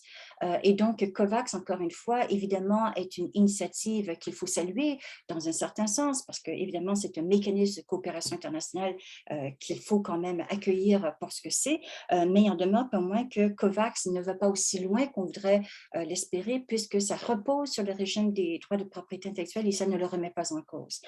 Et donc, encore une fois, par rapport aux chiffres que j'ai cités tantôt, on sait que les chiffres initiaux, originaux qui avaient été donc lancés par l'OMS, l'Organisation mondiale de la santé, on sait qu'on espérait pouvoir vacciner la population mondiale, 10% de la population mondiale fin septembre, 40% fin 2021 et 70% pour 2022. Alors, quand on parle de présentement 54,5% de la population mondiale qui a reçu pour le moment une première dose, on parle d'une première dose. Or, je crois que les chiffres idéaux de l'Organisation mondiale de la santé, quand on parle de 40% à ce jour-ci qui était visé, c'est plutôt la population mondiale qui aurait été doublement vaccinée. Évidemment, à ce titre-là, on n'y est pas du tout. Et donc, évidemment, avec l'apparition du variant Delta, qui est apparu, comme on sait, apparemment en Inde. Là, ici, pour moi, il ne s'agit pas de cibler scientifiquement l'origine nationale des variants, mais il faut bien indiquer quand même que c'était dans des pays où on n'avait pas facilement accès à la vaccination que, par exemple, le variant Delta a été l'origine d'une vague d'infection, de contamination qui a été aussi mortelle, vous vous en souviendrez, qui a bouleversé donc évidemment l'opinion publique mondiale. Et à ce moment-ci, au moment où on parle de Omicron, donc qui a peut-être donc pris racine, selon toute vraisemblance, donc en Afrique du Sud. Du moins, il faut saluer encore une fois la célérité, vraiment la rapidité réactive des scientifiques et des professionnels de la santé en Afrique du Sud qui, en l'espace de 3 semaines, si j'ai bien compris, ont alerté le monde entier et l'Organisation mondiale de la santé de l'apparition de ce nouveau variant dans un pays où, encore une fois, donc, les conditions du régime de santé et les conditions d'accès aux vaccins pour contrer le COVID-19, de même que l'accès aux médicaments pour soigner les symptômes pathologiques les plus graves de la pandémie, laisse à désirer. Et en ce moment, nous sommes plutôt témoins en fait d'une réaction, de fermeture face à l'Afrique du Sud et comme certains observateurs un peu partout à travers le monde, mais aux États-Unis comme au Canada, le rappellent, c'est une mesure très dissuasive, hein? C'est-à-dire qu'on voudrait encourager, pour favoriser la coopération internationale, la plus grande transparence possible.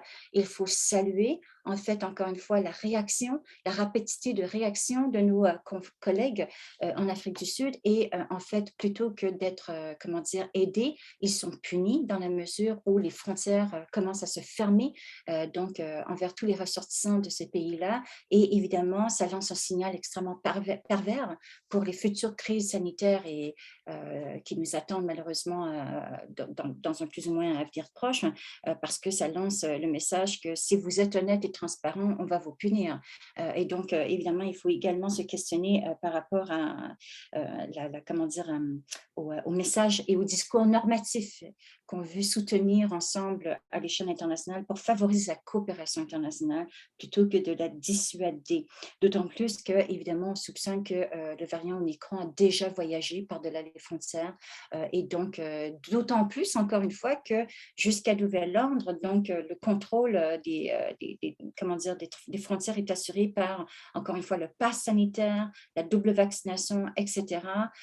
Donc, à ce titre-là, on se demande pourquoi une fermeture aussi rigide aux ressortissants de l'Afrique du Sud. Mais évidemment, ça peut se discuter en termes de prudence épidémiologique. Et encore une fois, je fais simplement soulever un aspect du problème qui est de lancer un message bien ambigu. Donc, lorsqu'on ferme les frontières sans d'autres égards. Alors, donc, je voudrais également vous présenter une de nous. Voilà. Alors, excusez-moi pour cela. On voulait simplement donc vous alerter à peut-être trois facteurs, trois aspects qui nous semblent quand même assez problématiques et qui méritent réflexion. Donc, nous assistons présentement en parallèle à l'échec relatif de COVAX, donc à l'essor de phénomènes quand même assez problématique. Donc, l'essor de la diplomatie vaccinale et l'essor aussi d'une forme d'impérialisme vaccinal. Alors, donc, en parallèle à COVAX, il y a des pays comme la Russie, comme la Chine, qui veulent également profiter de l'espèce de, des défaillances du système de COVAX pour proposer, donc, en termes de soft power, donc des collaborations, avec des pays, des ententes bilatérales plutôt que de passer par des mécanismes de coopération internationale. Donc, c'est une forme de diplomatie de la santé, c'est une forme de soft power et c'est également aussi quand même un phénomène quand même problématique parce qu'on voudrait tout de même des mécanismes de coopération internationale qui pourraient s'assurer, encore une fois, donc de la validité, du contrôle des médicaments qui circulent à l'échelle internationale. Ceci n'est pas pour dire que les produits qu'ils offrent sont nécessairement mauvais, mais c'est important, je pense, pour ceux et celles qui croient au multilatéralisme de, en tout cas, prendre acte de ce phénomène-là. Et donc, tant et aussi longtemps que les pays les plus riches de ce monde, que représente le Canada, que représentent les États-Unis, vont effectivement, dominer l'impérialisme vaccinal et donc le monde des Big Pharma, ils ont une responsabilité, encore une fois, dans les défaillances de ces mécanismes de coopération internationale qui laissent libre cours à des phénomènes qui peuvent quand même être interrogés. Alors, donc, il y a deux phénomènes structurels, deux causes structurelles qu'on voudrait simplement rappeler dans le cadre de notre article. Alors, dans un premier temps, la philanthropie capitaliste ne peut pas tenir la route de manière durable. Alors, pour le moment, COVAX, d'une certaine façon, ne remet pas en cause, encore une fois, le régime de propriété intellectuelle et des brevets pharmaceutiques et d'une certaine façon ne remet pas nécessairement en cause non plus l'esprit de philanthropie qui est intimement et inextricablement lié donc à un ordre capitaliste qu'il faut peut-être effectivement remettre en cause de fond en comble, du moins dans le contexte des urgences sanitaires et des urgences environnementales qui nous guettent dans un futur rapproché. Et la deuxième cause structurelle qu'on voudrait quand même aussi mettre à l'avant-plan, c'est le phénomène de sécurisation de la santé. Alors, Joanne Liu en tant que humanitaire sur le terrain et moi en tant que spécialiste de l'éthique des relations internationales, c'est un phénomène qui nous intéresse beaucoup, dont on parle peut-être un peu moins, mais justement, en tout cas de façon plus saillante, depuis le lendemain des attentats donc du World Trade Center, il y a un phénomène de sécurisation de la santé qui a été nommé comme tel dans la littérature académique comme tel aussi, c'est-à-dire il y a une forme de, on va se saisir des enjeux de santé pour des raisons de sécurité nationale.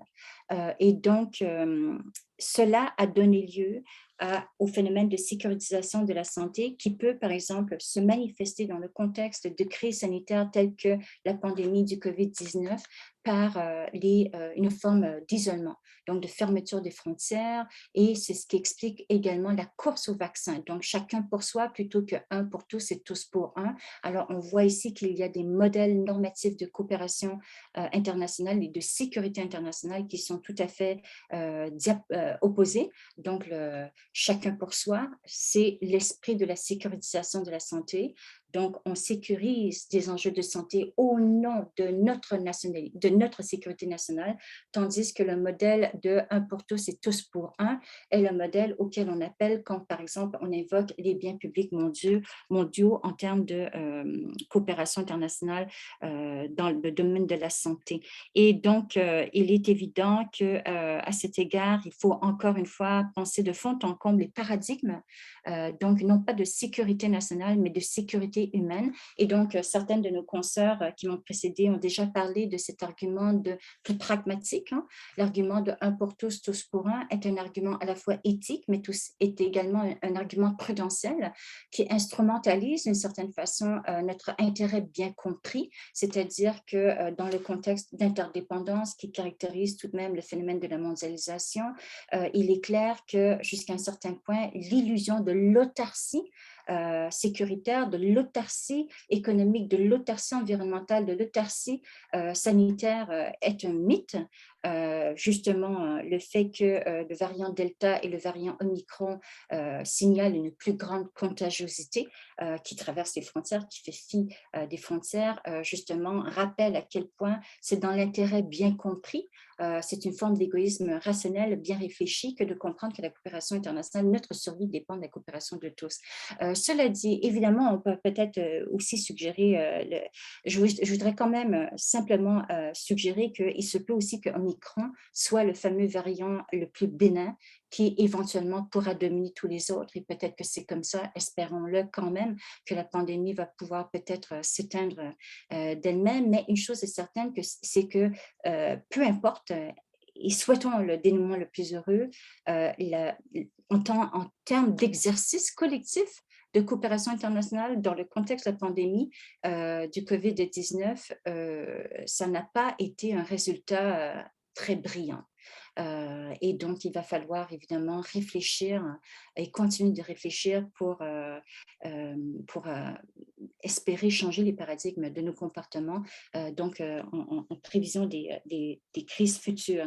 On pourrait parler encore plus longuement du phénomène de vaccine hesitancy, tel qu'il se manifeste en Amérique du Nord, et tel qu'il se manifeste peut-être dans d'autres pays dans le monde. On pourrait également parler donc des déterminants sociaux, des inégalités de santé qui expliquent pourquoi, par exemple, ici en Amérique du Nord, les victimes de la pandémie ont un profil racialisé, socio-économique particulier. Alors, je ne sais pas si ces données peuvent être élargies dans vos pays ou à l'échelle internationale, mais on pourrait peut-être revenir là-dessus pendant la période des échanges. Merci infiniment pour votre attention. Merci infiniment, c'était vraiment excessivement complémentaire, parfait. Je suis ravie que finalement je n'ai rien ajouté, je dois rien ajouter pour être ravie de tout ce qui a été dit. Ces 3 interventions étaient absolument idéales. Je vais quand même ajouter quelque chose d'ici quelques instants, mais d'abord je vais lire la question de Gabriela. Bon, faisons bas les masques, hein. Effectivement, nous faisons partie avec Rioa et Gabriela d'un groupe de recherche depuis plusieurs mois, un groupe de recherche Independent Resource Group for Global Health Justice. Donc, toutes ces conversations, nous les menons quelque part sur le Zoom depuis plusieurs mois. Et donc, Gabriela, est-ce que tu veux poser ta question à voix haute ou tu veux que je la lise ? En tout cas, si tu veux intervenir, tu es évidemment la bienvenue. Donc, je la lis en attendant. Croyez-vous qu'il existe une relation entre la géopolitique de la production et de la distribution des vaccins et la réponse philanthropique néolibérale d'organisations comme OMS? Oui, je ne sais pas si la question m'est adressée à moi particulièrement, mais est-ce que je peux y répondre? Bien sûr, vas-y. alors, donc j'en profite pour saluer Gabriella. Et oui, en fait, oui, tout à fait. Alors, c'est écrit de façon fort éloquente dans la boîte de discussion, mais c'est exactement ça, ce qu'on avait à l'esprit lorsqu'on parlait de vaccine imperialism. Donc, c'est vraiment l'intrication, si vous voulez, de la géopolitique, de la production et distribution de vaccins, donc le monopole des big pharma, et on ne veut pas, comment dire, déstabiliser ce statu quo, ce modus vivendi, parce que ça répond notamment à des intérêts géopolitiques et économiques, évidemment, de ces pays les plus privilégiés, qui sont également les hôtes de ces big pharma. Et donc, la réponse philanthropique à la crise actuelle, cette philanthropie capitaliste dans le contexte du néolibéralisme qui avantage le Big Pharma et les pays les plus riches qui les hébergent. Évidemment, c'est de tout cela dont il est question lorsqu'on parle de la nécessité de changer de paradigme. Et donc, tout à fait. Et je voulais aussi dire que la suspension des brevets en soi ne suffira pas. Il faudra également penser à la redistribution des ressources technologiques dont parlait également une de nos consoeurs. Et à ce titre-là, on sait que, par exemple, alors encore une fois, c'est vraiment très intéressant de faire valoir qu'il y a déjà, par exemple, comment dire, des laboratoires qui pourraient être fonctionnels donc dans d'autres pays en dehors donc du soi-disant centre occidental. Mais donc, justement, les vaccins ARN messagers, donc qui travaillent avec des molécules synthétiques, sont évidemment donc les vaccins les plus facilement reproductibles, donc à travers le transfert des ressources technologiques. Mais encore une fois, les brevets pharmaceutiques de cette technologie, de ces recettes, sont détenus par les Pfizer, les Moderna de ce monde, etc., qui quand bien même démontrent des formes de bienveillance, tout comme certains pays riches démontrent des formes de bienveillance. Encore une fois, ce sont des formes de bienveillance qui sont perçues comme étant surérogatoires, c'est-à-dire qui excèdent les limites de la justice et qui tombent plutôt dans le domaine des vertus surérogatoires de la charité. Et c'est justement cette distinction conceptuelle aussi qu'il faut remettre en cause. Alors là, je m'adresse également à toutes mes consoeurs juristes qui en savent beaucoup plus que moi par rapport à ces questions-là. Justement, Hanane parlait tout à l'heure de la souveraineté sanitaire, qui est une notion absolument cruciale pour penser tout cela. Moi, je vais ajouter, je ne sais pas si nos camarades juristes veulent dire quelque chose à propos de cette question qui est absolument fondamentale. Donc moi, je vais ajouter ma petite théorie des complots, qui n'est pas une théorie des complots, mais comme ça engage notre ami Bill Gates, forcément. Donc Bill Gates, évidemment, qui a fait des dons absolument incroyables pour toutes sortes d'organismes dont nous avons parlé aujourd'hui, notamment COVAX. Il est aussi derrière vraiment un financement extrêmement important donné tous les ans à l'Organisation mondiale de la santé. Donc il donne vraiment des milliards de dollars pour des actions absolument admirables, hein, il n'y a aucun doute. Néanmoins, dans le contexte actuel, le rôle de Bill Gates est très ambigu puisque c'est l'un des opposants principaux à la levée des brevets. Pourquoi il veut pas lever, pourquoi il s'y oppose? Il s'y oppose parce que tout son modèle de son business, c'est-à-dire le modèle de Microsoft, est fondé sur le caractère absolument nécessaire de la propriété intellectuelle. Donc, si Bill Gates autorise une brèche dans notre conception de la propriété intellectuelle, c'est une action qui est potentiellement suicidaire pour son entreprise. Donc, il préfère donner quelques milliards de plus à l'Organisation mondiale de la santé ou à COVAX pour ne pas devoir faire ce geste. Donc, je ne pense pas qu'il le fasse par méchanceté. C'est un mécanisme d'autoprotection du capitalisme qui, comme nous enseigne Marx, n'est pas forcément quelque chose qui agit par méchanceté, mais le capitalisme agit comme il agit, ou le néolibéralisme, qui n'est pas forcément d'ailleurs un capitalisme, il agit comme il agit parce qu'il peut. Est-ce que nos camarades juristes veulent ajouter quelque chose sur ce point? Professeur Ralabi aura très probablement plus de choses pertinentes à ajouter sur ce point de la souveraineté Dans la prise de décision concernant les brevets. Pour ma part, ce n'est pas réellement ma spécialité. Ceci étant, je souligne l'idée qu'effectivement, cette question de la souveraineté reste quand même primordiale, en ce que c'est ce qui fait donc d'une part l'indépendance des États dans ce processus décisionnaire et donc dans ce processus normatif, et d'autre part, eh bien, comme vous l'avez cité tout à l'heure, il y a une grande importance qui est accordée eh bien, à cette notion d'accord, même entre États et même entre les différents acteurs économiques et entre autres donc les laboratoires pharmaceutiques, dans l'atteinte d'un certain objectif. Donc ici, comment dire, il y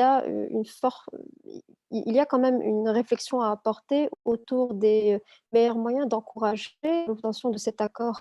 Et il est probable, bien évidemment, que ça passe par voie de droit, mais comme on nous l'a enseigné, eh bien, il y a des domaines dans lesquels ce droit n'est pas forcément la bonne solution à apporter, qu'il faut favoriser d'autres biais, d'autres moyens pour atteindre cet accord.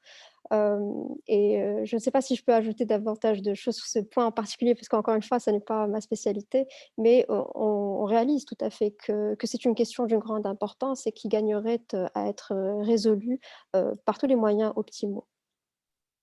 Merci beaucoup, Hanan. Est-ce que vous voulez ajouter quelque chose?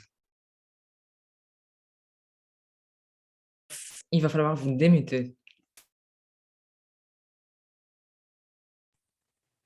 Pour ma part, je voudrais juste ajouter que voilà, cette souveraineté vaccinale est aujourd'hui indispensable. On ne peut plus compter que sur la charité.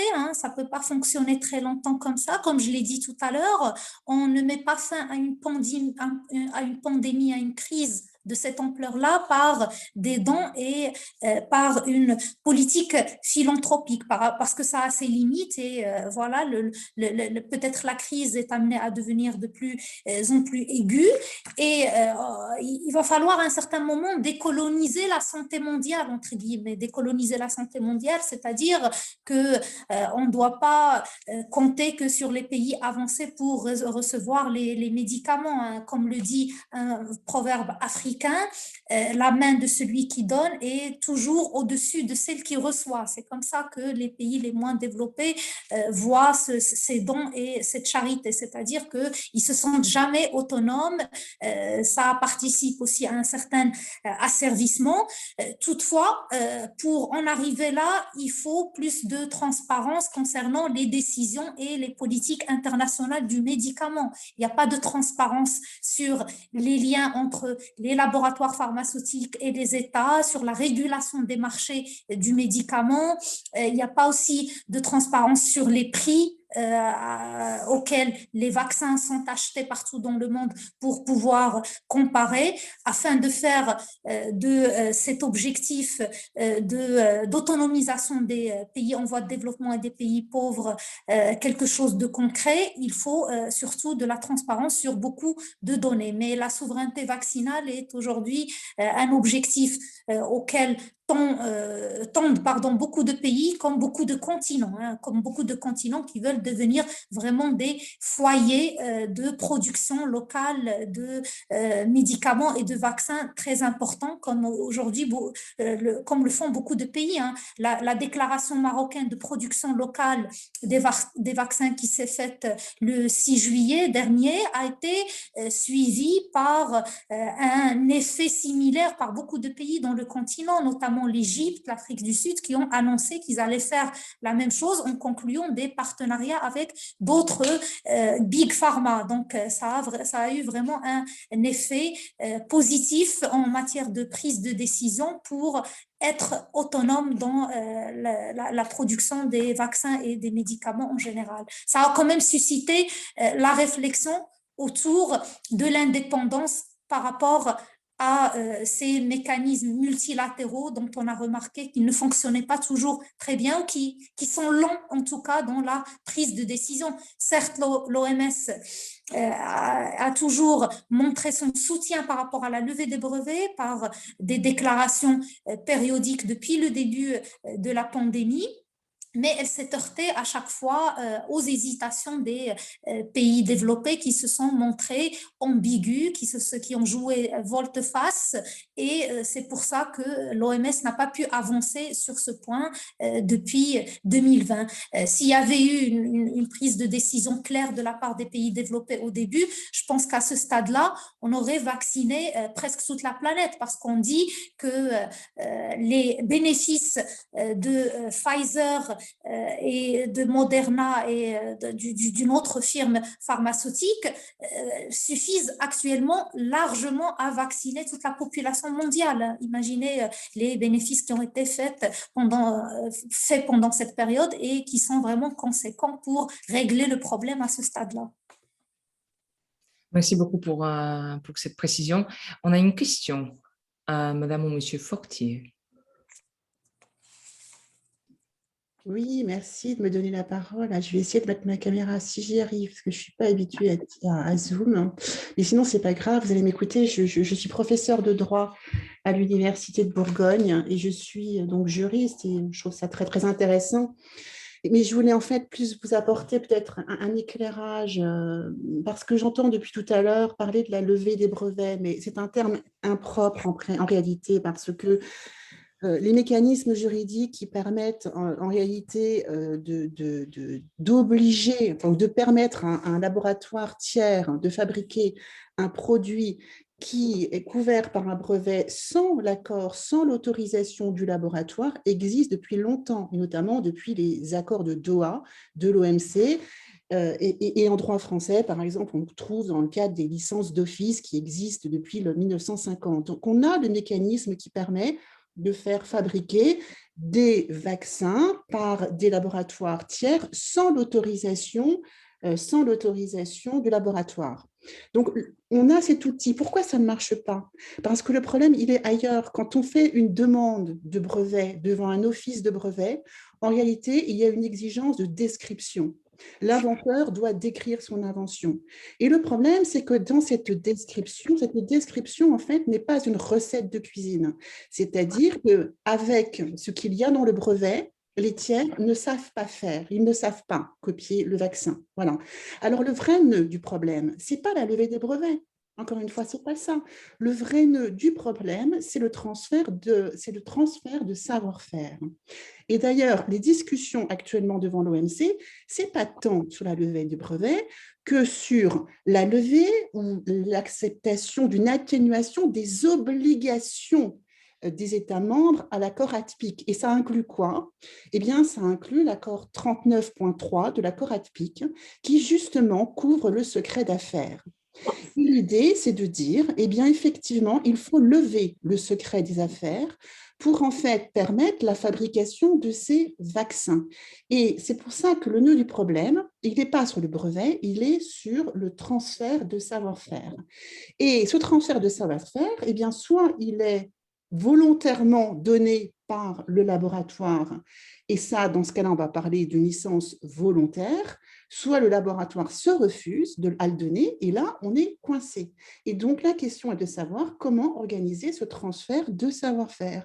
Et je trouve que sur ce point, ce qui a été dit tout à l'heure par ma collègue juriste du Maroc, est très, très intéressant, c'est-à-dire que l'un des moyens d'assurer ce transfert du savoir-faire, eh bien, c'est effectivement de passer des accords de partenariat public-privé. Parce que là, effectivement, le laboratoire qui est titulaire du brevet va accepter, eh bien, par exemple, de demander à des ingénieurs de chez lui d'aller se déplacer au Maroc, de former les ingénieurs marocains, d'expliquer comment on produit le vaccin à l'ARN messager, etc. Voilà. Et le problème qu'on a, et je m'arrêterai juste après, parce que je ne veux pas monopoliser la parole, mais et c'est pour ça que j'ai posé la question sur la préqualification de l'usine par l'OMS, c'est extrêmement, extrêmement important, parce que à partir du moment où l'usine est préqualifiée par l'OMS, ça veut dire que l'usine considère que les bonnes pratiques de fabrication et les bonnes pratiques de production, donc les standards minimums mondiaux, sont respectés. Et là, effectivement, on peut aller envisager une production. Actuellement, en matière de médicaments, de vaccins biologiques dans les pays à faible revenu, il n'y a aucune usine de préqualifiée par l'OMS. Et c'est parce que, justement, c'est extrêmement compliqué. Donc, les enjeux sont là et c'est là-dessus, à mon sens, qu'il faut travailler. C'est si on veut arriver à faire produire le vaccin ailleurs que dans les pays développés, comment est-ce qu'on incite les laboratoires à accepter qu'ils transfèrent leur savoir-faire pour que les autres puissent fabriquer ce vaccin? Il est là le problème, à mon sens, hein, plus que sur les brevets. Voilà, je m'arrête. Merci beaucoup. Mais comme nous avons dit aussi, cette histoire des brevets, ce n'est pas du tout c'est l'objectif. C'est évidemment le premier pas pour qu'on puisse en parler. C'est assez pour qu'on puisse commencer la conversation. Il y avait un moment où Moderna, en octobre 2020, a écrit comme quoi ils sont prêts à céder à suspendre l'application de certains brevets jusqu'à la fin de la pandémie. Donc ça, c'était un geste tout à fait adorable. Le problème de ces gestes, c'est qu'effectivement, il n'a pas pu être suivi par la mise en œuvre de la fabrication de ces nouveaux vaccins parce que personne ne va commencer à construire une nouvelle usine pour produire ces nouveaux types de vaccins à l'ARN et sans savoir véritablement comment les brevets vont se comporter par la suite, c'est-à-dire quel va être le comportement de Moderna vis-à-vis de sa politique des brevets après la fin de la pandémie, parce qu'il y aura cette date magique que l'OMS va imposer au moment où la pandémie sera terminée. Donc sans l'accord, en fait, tout comme vous avez raison que ce n'est pas suffisant, je pense que ce qui se joue, c'est que nous devons commencer véritablement la conversation avec nos camarades de l'Organisation mondiale du commerce.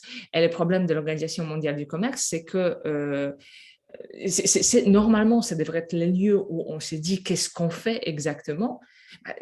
Eux, ils refusent de discuter pendant très très longtemps. Ils ont juste dit non à la fois à l'Inde et à l'Afrique du Sud. Et là, évidemment, normalement, nous devrions être aujourd'hui en train de crier à Genève devant le bâtiment pour demander à ce que quelque chose soit fait avec les brevets. Mais évidemment, la réunion a été annulée comme vous voyez ici sur les diapositives. Donc, nous sommes dans une situation assez particulière. Et je vais juste dire, là, je vois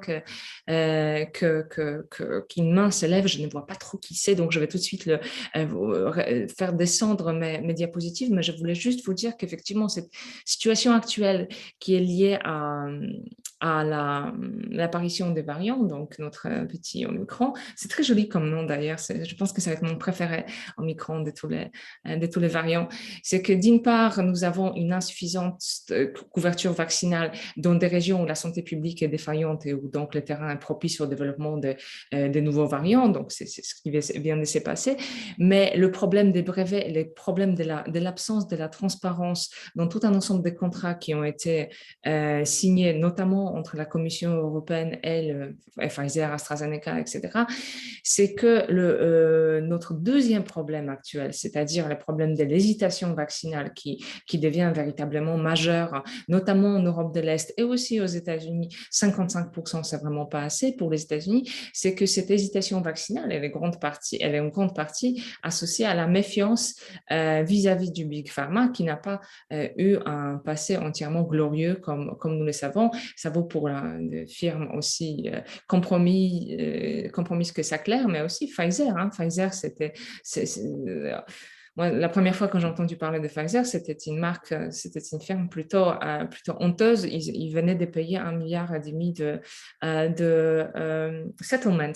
Voilà, donc il y a cette petite difficulté qui s'ajoute à notre souci lié au brevet. J'arrête. Rio, tu voulais dire quelque chose? Oui, je voulais simplement remercier notre collègue, Maître Fortier, pour les clarifications qui étaient tout à fait pertinentes, tout à fait excellentes. Et puis, oui, en fait, donc, ça me permet aussi de préciser, alors j'ai fait ça un peu rapidement, mais quand je disais que la suspension des brevets comme telle ne suffit pas parce qu'il faut aussi penser le transfert des ressources, c'était exactement dans la mire de ce qui a été dit et expliqué de façon tellement plus élégante par notre collègue juriste. Mais cela dit, par rapport à cette idée que la suspension des brevets comme telle ne suffit pas, c'est vraiment le transfert des ressources, je vous enverrai quand même, je vous orienterai vers un article pour ceux et celles que ça intéresse, qui a été donc rédigé dans, je crois, c'était un blog de London School of Economics, et l'article est intitulé Scaling Up Vaccine Production Through Copying Exactly.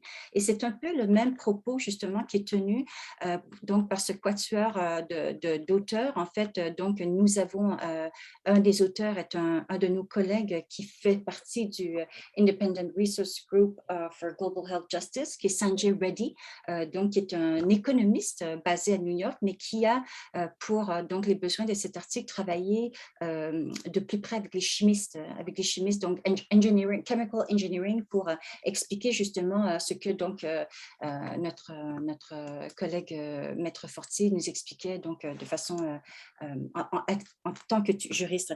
Et également, elle faisait référence à Doha, et je trouve ça très intéressant parce que tout de même, nous n'apprenons jamais donc de nos expériences antérieures, faut-il croire, parce que vous savez, donc quand on parle de Doha, il faut aussi mentionner donc ce qui précédait, c'était il y a eu aussi une crise un peu similaire. C'est un peu curieux parce que dans mon cas, j'ai commencé ma carrière en étudiant le cas que je vais vous relater, et je me retrouve 20 ans après en train de parler de choses quand même un peu analogues, et c'était dans le contexte de la crise de la pandémie du VIH-Sida en Afrique subsaharienne. Vous vous souviendrez que le gouvernement de l'Afrique du Sud, le gouvernement de Pretoria, avait donc permis donc la circulation des médicaments génériques pour contrer donc évidemment les effets de la pandémie qui décimaient à ce moment-là plusieurs des pays sur le continent africain. Et donc dans le contexte de la trithérapie, et puis c'était aussi un peu dans ce contexte-là, je vous rappelle que MSF avait fait donc beaucoup d'actions dans sa campagne pour l'accès aux médicaments essentiels. Il était question justement donc de repenser certaines clauses de l'Organisation mondiale du commerce par rapport aux brevets qui empêchaient ou qui, comment dire, en termes juristes, je ne sais trop comment le dire, mais qui limitaient justement la circulation des médicaments génériques d'un pays à l'autre.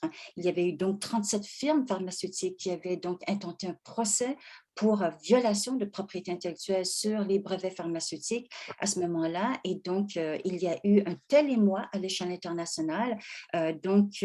Finalement, les 37 firmes pharmaceutiques ont laissé tomber donc, la poursuite judiciaire. Il y a eu une sorte d'accord, justement, plus ou moins bilatéral avec l'Inde, avec l'Afrique du Sud. Et puis, tout ça pour dire qu'il y a eu Doha par la suite aussi. C'était d'une certaine façon de réaction critique par rapport à certaines clauses. Et certains diront que peut-être que les industries pharmaceutiques ont également laissé tomber la poursuite pour ne pas aller trop loin, pour ne pas créer un précédent par rapport à la fameuse clause d'urgence humanitaire qui permet donc, comme on le signalait, je pense, donc la permission de la circulation de certains brevets pharmaceutiques ou la permission de lever certains brevets pharmaceutiques dans des contextes d'urgence sanitaire. Mais encore une fois, donc ça n'a pas été aussi loin qu'on l'aurait souhaité. Pardon, je viens de voir que Frédéric Clodo nous a rejoint. Cher Frédéric, est-ce que vous voulez dire quelque chose? Évidemment, sans forcément commenter ce que nous vous avons dit, parce que vous ne savez pas ce que nous avons dit, c'est un secret. Mais dites-nous où nous en sommes, puisque vous sortez d'une réunion secrète, donc c'est le moment de partager vos connaissances. Alors, en fait, je voudrais saluer tout le monde, bien sûr m'excuser pour ce retard, et malheureusement je ne vais pas pouvoir répondre à votre question puisque la réunion était secrète et que je ne peux pas trahir le secret, donc je ne pourrai pas vous dire où nous en sommes exactement. Voilà, je suis désolée, mais je vais continuer à écouter avec beaucoup d'intérêt vos échanges, et donc malheureusement, je ne peux pas vous en dire plus. Voilà. Zut. Très bien. De toute façon, vous le saurez bientôt, donc. Bien, donc dites-moi si vous avez des questions, cher public ou chères personnes qui sont exprimées. Est-ce que vous voulez ajouter quelque chose? Parce que moi, j'avais une présentation, mais je n'ai finalement pas du tout envie de la faire parce que vous dites des choses plus intéressantes que je pourrais dire, je ne pourrais dire moi-même. Mais il y a quand même une autre question juridico-philosophique qui me paraît assez intéressante. Donc, si vous permettez, je vais juste l'évoquer. C'est la question c'est la question, si vous voulez, de biens publics, en fait. Parce qu'il y avait cette idée aussi selon laquelle nous voudrions que les vaccins soient des biens publics, des choses comme ça. Là, pardon, ce n'est pas la diapo qui va avec. J'espère que vous voyez d'ailleurs mes diapositives. Mais voilà. Ça, c'est une série d'images de Financial Times d'hier, je crois. Et là, vous voyez que les seuls boosters, seules troisième dose dans le monde occidental sont déjà plus nombreuses que l'ensemble des doses dans des pays à petits revenus. Donc, c'est quelque chose qui est tout à fait impressionnant. Mais pourquoi je voudrais vous parler de biens publics? Parce que c'est une notion qui est assez troublante, dans la mesure où moi, j'étais évidemment très fan de cette notion. Ça, c'est le texte que j'ai écrit, auquel Yoa faisait allusion tout à l'heure. C'est un texte où nous demandons, d'ailleurs, il y a plusieurs personnes qui co-signent, que les vaccins soient considérés comme des biens publics mondiaux. Mais en même temps, nous avons appris, et vous le savez sans doute aussi, pardon, là, je vais essayer de citer Emmanuel Macron. Nous avons appris qu'Emmanuel Macron lui-même voulait que les vaccins soient des biens publics mondiaux. Donc, qu'est-ce qui ne va pas avec cette notion? C'est assez intéressant parce que c'est une notion qui n'a pas de définition juridique ultra bien faite.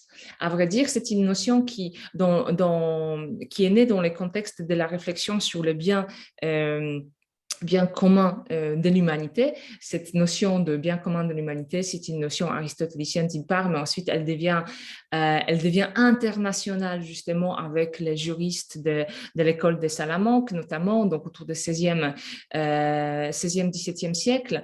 Et ce qui est intéressant, donc Francisco Suarez développe cette notion pour en faire une véritable notion du droit international, ou en tout cas qui se voulait des droits internationaux. Mais ce qui est intéressant, c'est que la notion a quasiment disparu après la paix de Westphalie, parce que c'est le moment, donc en 1648, c'est le moment qui marque la cristallisation subséquente des États-nations.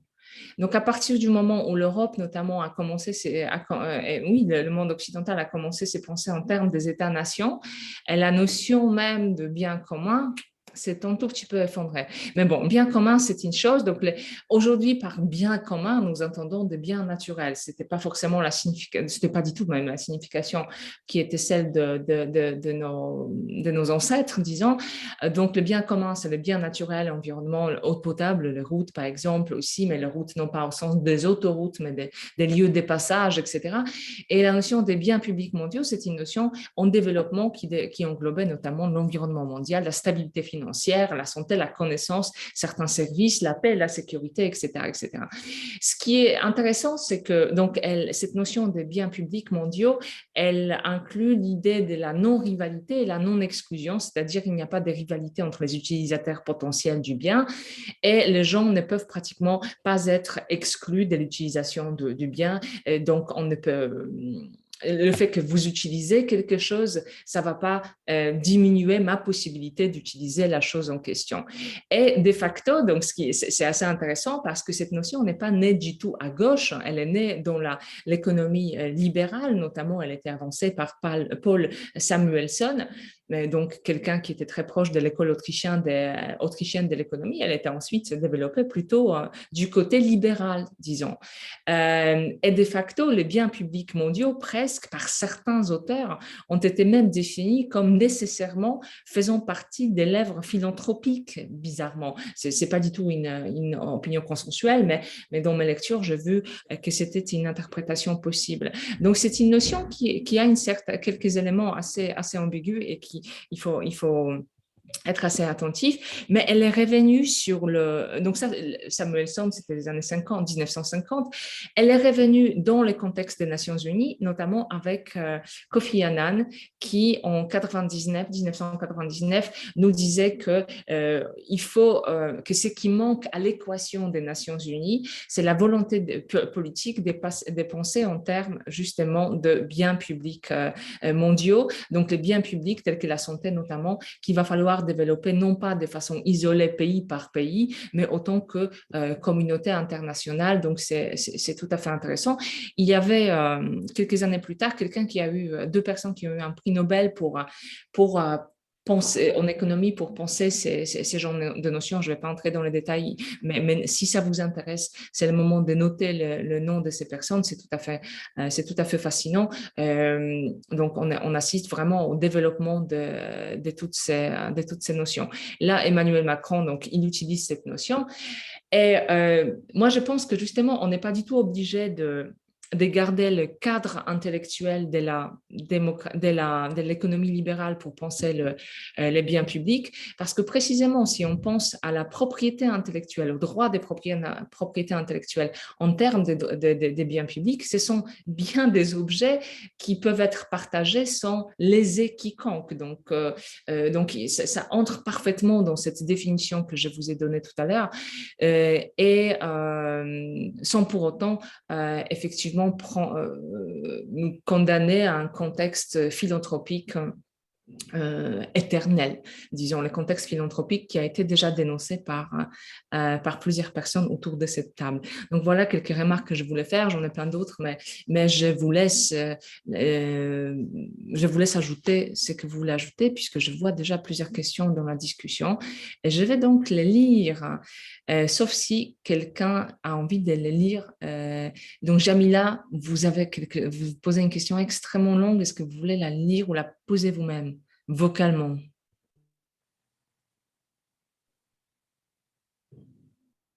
Non, vous préférez que je la lise, d'accord. Beaucoup de verrous ont sauté durant cette pandémie. En attendant, si vous voulez Jamila, si vous voulez vous démuter, c'est bien le moment. Sous couvert de sécurité sanitaire, il y a eu une levée sans difficulté du sacro-saint secret médical, une restriction sans précédent de notre liberté de circuler par la mise en place de confinement du pass sanitaire, une grave atteinte à nos libertés individuelles au niveau du libre choix vaccinal, aucune injonction n'est juridiquement possible vis-à-vis des levées des brevets. Oui, donc c'est très intéressant comme question. Donc face à tout un ensemble de choses a priori contestables du point de vue juridique, pourquoi on ne peut pas mettre en œuvre des choses qui ne sont pas contestables, à savoir des provisions de cet accord ATPIC dont nous avons parlé tout à l'heure. Donc, dites, chers amis juristes, si vous pourriez éventuellement répondre à cette question. Oui, en fait, on ne peut pas mettre en place des solutions beaucoup moins contestables parce que justement, comme je l'ai expliqué tout à l'heure, beaucoup de dispositions du droit international de l'OMC, particulièrement l'accord sur les droits de propriété intellectuelle qui touchent au commerce, certes, comportent beaucoup de flexibilité, de souplesse qui ont été approfondies avec l'accord de Doha sur la santé publique. L'accord de Doha se focalise sur les flexibilités relatives à la garantie de la santé publique et a permis l'exportation de génériques produits dans le cadre de licences obligatoires. Toutefois, les procédures administratives sont lourdes. Il faut prévoir toute une série de mesures pour éviter la réexportation, le détournement, etc. C'est pour ça que beaucoup de pays vraiment n'osent pas mettre en œuvre ces flexibilités. En plus, comme pour la situation du Maroc, comme on a beaucoup d'accords de libre-échange avec des pays développés comme les États-Unis, ils nous ont imposé un certain nombre de restrictions supplémentaires au niveau de la propriété intellectuelle. Pour avoir ces accords de libre-échange avec des pays européens et même d'Amérique du Nord, on a dû céder sur l'assouplissement de notre législation de propriété industrielle. C'est pour ça qu'on a une législation assez restrictive et que beaucoup de juristes aujourd'hui demandent son amendement, et on a même parfois des dispositions plus restrictives que l'accord de droit de propriété intellectuelle qui a été conclu en 1995 au sein de l'OMC. Donc, les dispositions juridiques internationales prévoient les flexibilités, mais il n'y a pas d'obligation pour mettre en œuvre les souplesses par les pays développés, et toute flexibilité est difficile. Elle bute sur surtout des formalités administratives décourageantes. C'est pour ça qu'aujourd'hui, il y a un échec au sein de tous les pays pour vraiment actionner ces traités de propriété intellectuelle. Certes, on aurait pu mettre en œuvre ces dispositions, mais en fait, les pays qui sont censés nous aider à les mettre en œuvre ne se montrent pas assez ouverts. Il y a des craintes de représailles au niveau commercial, de pression diplomatique, de pression politique pour laisser les choses telles quelles. Voilà. Est-ce qu'il y avait beaucoup de voix au Maroc d'opposition vis-à-vis des politiques internationales, de comportement, je ne sais pas, de l'Europe, de la France Il y a un mouvement associatif qui revendique l'assouplissement des dispositions de droit de propriété intellectuelle, et il y a aussi des juristes chevronnés en matière de droit de la santé, en matière aussi de politique pharmaceutique, qui ont analysé toutes ces dispositions et qui ont mis en lumière vraiment les amendements qui doivent être introduits au niveau international et qui doivent être répercutés sur notre droit interne, parce que en fait on a exprès fait en sorte de ne pas trop bousculer le droit international pour pouvoir échanger avec des pays très développés qui vont accepter notre législation de propriété intellectuelle. Non, c'est incroyable parce que je ne sais pas, mais moi, je n'ai absolument pas entendu parler de cela. Donc, ce sont des choses qu'il faudrait, je pense, de toute évidence, on va en parler, on va écrire un truc ensemble. Ce n'est pas possible que ce soit aussi peu présent dans le discours chez nous. C'est un scandale. Je veux juste vous dire, oui, parmi les choses que je préparais pour aujourd'hui, une petite, ça vient de Joe Biden, c'était dit il y a 3 ou 4 jours. Il nous rappelle que, donc il rappelle ce qu'il a promis en avril, donc il nous dit qu'il souhaite supprimer ou suspendre la propriété intellectuelle sur le vaccin contre le Covid. Mais ce qui est marrant, donc il l'a dit le 26 novembre, il y a quelques jours, mais ce qui, c'est pas du tout ça. Ce qui est intéressant, c'est que Politico, en même temps, a publié un article, publié un article assez critique vis-à-vis de ce qui se joue véritablement du côté de Joe Biden. Donc, en fait, des grandes entreprises, semble-t-il, comptent sur le fait que Joe Biden ne va jamais prendre au sérieux ce qu'il dit, tout simplement. L'Union européenne espère que Washington, malgré son soutien public à la dérogation concernant le brevet sur les vaccins, va maintenir son soutien traditionnel à la propriété intellectuelle dans la pratique. Donc, effectivement, avec cet article qui j'avoue, est assez flagrant,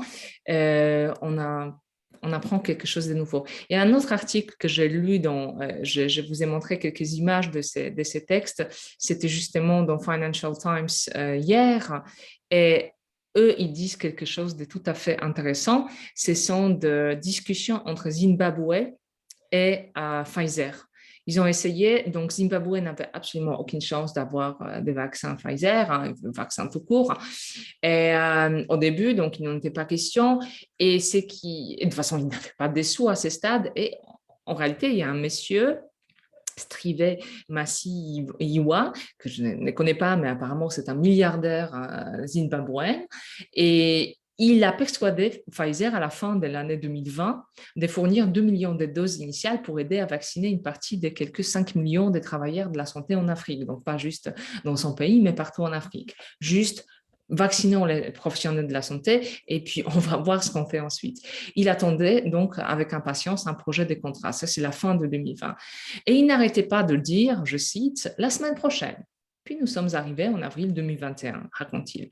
En mai, il a vu que l'UE a conclu un énorme contrat portant sur 1,8 milliard de doses. Furieux, il a écrit un message de protestation assez furieux contre le directeur de Pfizer, dans lequel il demandait la raison du retard. Et finalement, ces messieurs, et de toute façon Afrique en général, ils ont reçu des doses grâce à l'initiative de l'administration Biden à la fin de l'été. Donc, c'est pour vous dire qu'effectivement, ce n'est pas juste une impression, cette volonté de ne pas donner des vaccins à certains pays, même si dans ces cas, ces messieurs, il était prêt à payer, hein, ce n'était pas du tout de la charité qu'il demandait. Il y a quelque chose qui s'est passé politiquement qu'on ne maîtrise pas entièrement et qu'il est difficile de ne pas y voir une certaine condescendance, sinon un certain racisme. Tout à fait, hein. Il y a cette mentalité traditionnelle qui consiste à toujours défendre le système des brevets, hein, de propriété intellectuelle actuelle tel qu'il existe, sous réserve qu'il protège une certaine stabilité juridique et économique pour les détenteurs de la propriété intellectuelle. Toutefois, il y a des études économiques, hein, qui ont été rendues publiques depuis très longtemps, qui affirme que le système actuel de protection des brevets ne contribue pas nécessairement à l'amélioration de l'innovation technologique, n'a pas forcément que des retombées positives sur la croissance économique, etc., et qu'il est utile de réfléchir à d'autres alternatives, hein. Aujourd'hui, on questionne sur le plan juridique, économique et même philosophique d'ailleurs, la nécessité du système actuel de protection de propriété intellectuelle. Cette stabilité, entre guillemets, juridique, économique, stratégique et protectrice des droits de propriété industrielle mérite la réflexion, mérite qu'on pense à au moins assouplir ces droits, ces monopoles, hein, je dirais, sur les créations techniques, les créations industrielles. Tout à fait, c'est vraiment cette foi dans la bonté nécessaire du status quo, quoi. Cette idée selon laquelle si c'est là, c'est que ça doit être là, n'est-ce pas? La guillotine de Hume coupe toutes ces têtes. Très bien. Dites-moi si vous voulez ajouter quelque chose, c'est le moment, parce que sinon on a déjà je pensais qu'on allait avoir une réunion d'1h30, on a 2 heures tranquillement. Donc dites-moi si vous voulez ajouter quelque chose, et sinon je vais vous libérer, chers camarades. Chère Anna, je voudrais simplement rebondir sur un petit élément que vous avez cité tout à l'heure, qui portait sur cette notion de bien public, que vous avez très bien résumé au passage. Et simplement, on a cette question donc de savoir comment se fait-il qu'on ne puisse pas considérer certains vaccins comme étant des biens publics, etc. Il y a un élément très important qu'il ne faut pas oublier, c'est le fait qu'on ne considère un bien comme étant public que lorsqu'il est impossible à tarifer. Or, le propre des vaccins pour le moment, c'est qu'ils sont tarifables. Ils ont un coût, ils ont un prix, et c'est la raison pour laquelle, eh bien, pour le moment, on ne peut pas, on reste encore optimiste, parce que l'optimisme a été donc la ligne directrice de toutes ces discussions, mais pour le moment, on ne peut pas encore concevoir qu'ils puissent ne pas avoir cette caractéristique de tarification, et donc c'est la raison pour laquelle on ne peut pas pour le moment le considérer comme étant des biens publics. Peut-être qu'à l'avenir, il va y avoir une modification de notre façon de penser, notamment quant à la réalisation d'une justice sanitaire mondiale, et par quels moyens est-ce qu'on peut y arriver. En ce moment même, les juristes ont cette idée, et c'est l'idée qui a le vent en poupe, notamment chez les penseurs du droit, c'est cette idée qu'il va falloir au bout d'un moment moraliser les contrats, moraliser les accords, en se fondant non plus uniquement sur des intérêts d'ordre pécuniaire, et donc économique, mais en se fondant aussi sur l'aspect humain et l'aspect eh bien, tout simplement moral et éthique d'une transaction. Voilà, je vous remercie. Merci infiniment, c'est une très belle conclusion. Je vous mets dans le chat le lien vers la pétition que je vous invite à signer. Si vous êtes européen, donc tout le monde n'est pas invité, c'est une pétition donc, que je citais tout au début, visant à inviter la Commission européenne à se pencher sur tout cela. Chers toutes, chers tous, Merci infiniment d'avoir été là. C'était vraiment extrêmement intéressant. J'ai appris plein de choses et je pense que la prochaine étape, il faut qu'on s'assoie, qu'on écrive quelque chose. C'est plus possible. Très bien. Donc, Merci à on vous, reste... Alain. Merci aux conférenciers. J'étais Merci. ravie de discuter avec vous. Merci pour la qualité des échanges et à très bientôt. Merci infiniment. À très Merci, bientôt chers à tous. collègues, chers Au revoir. consoeurs.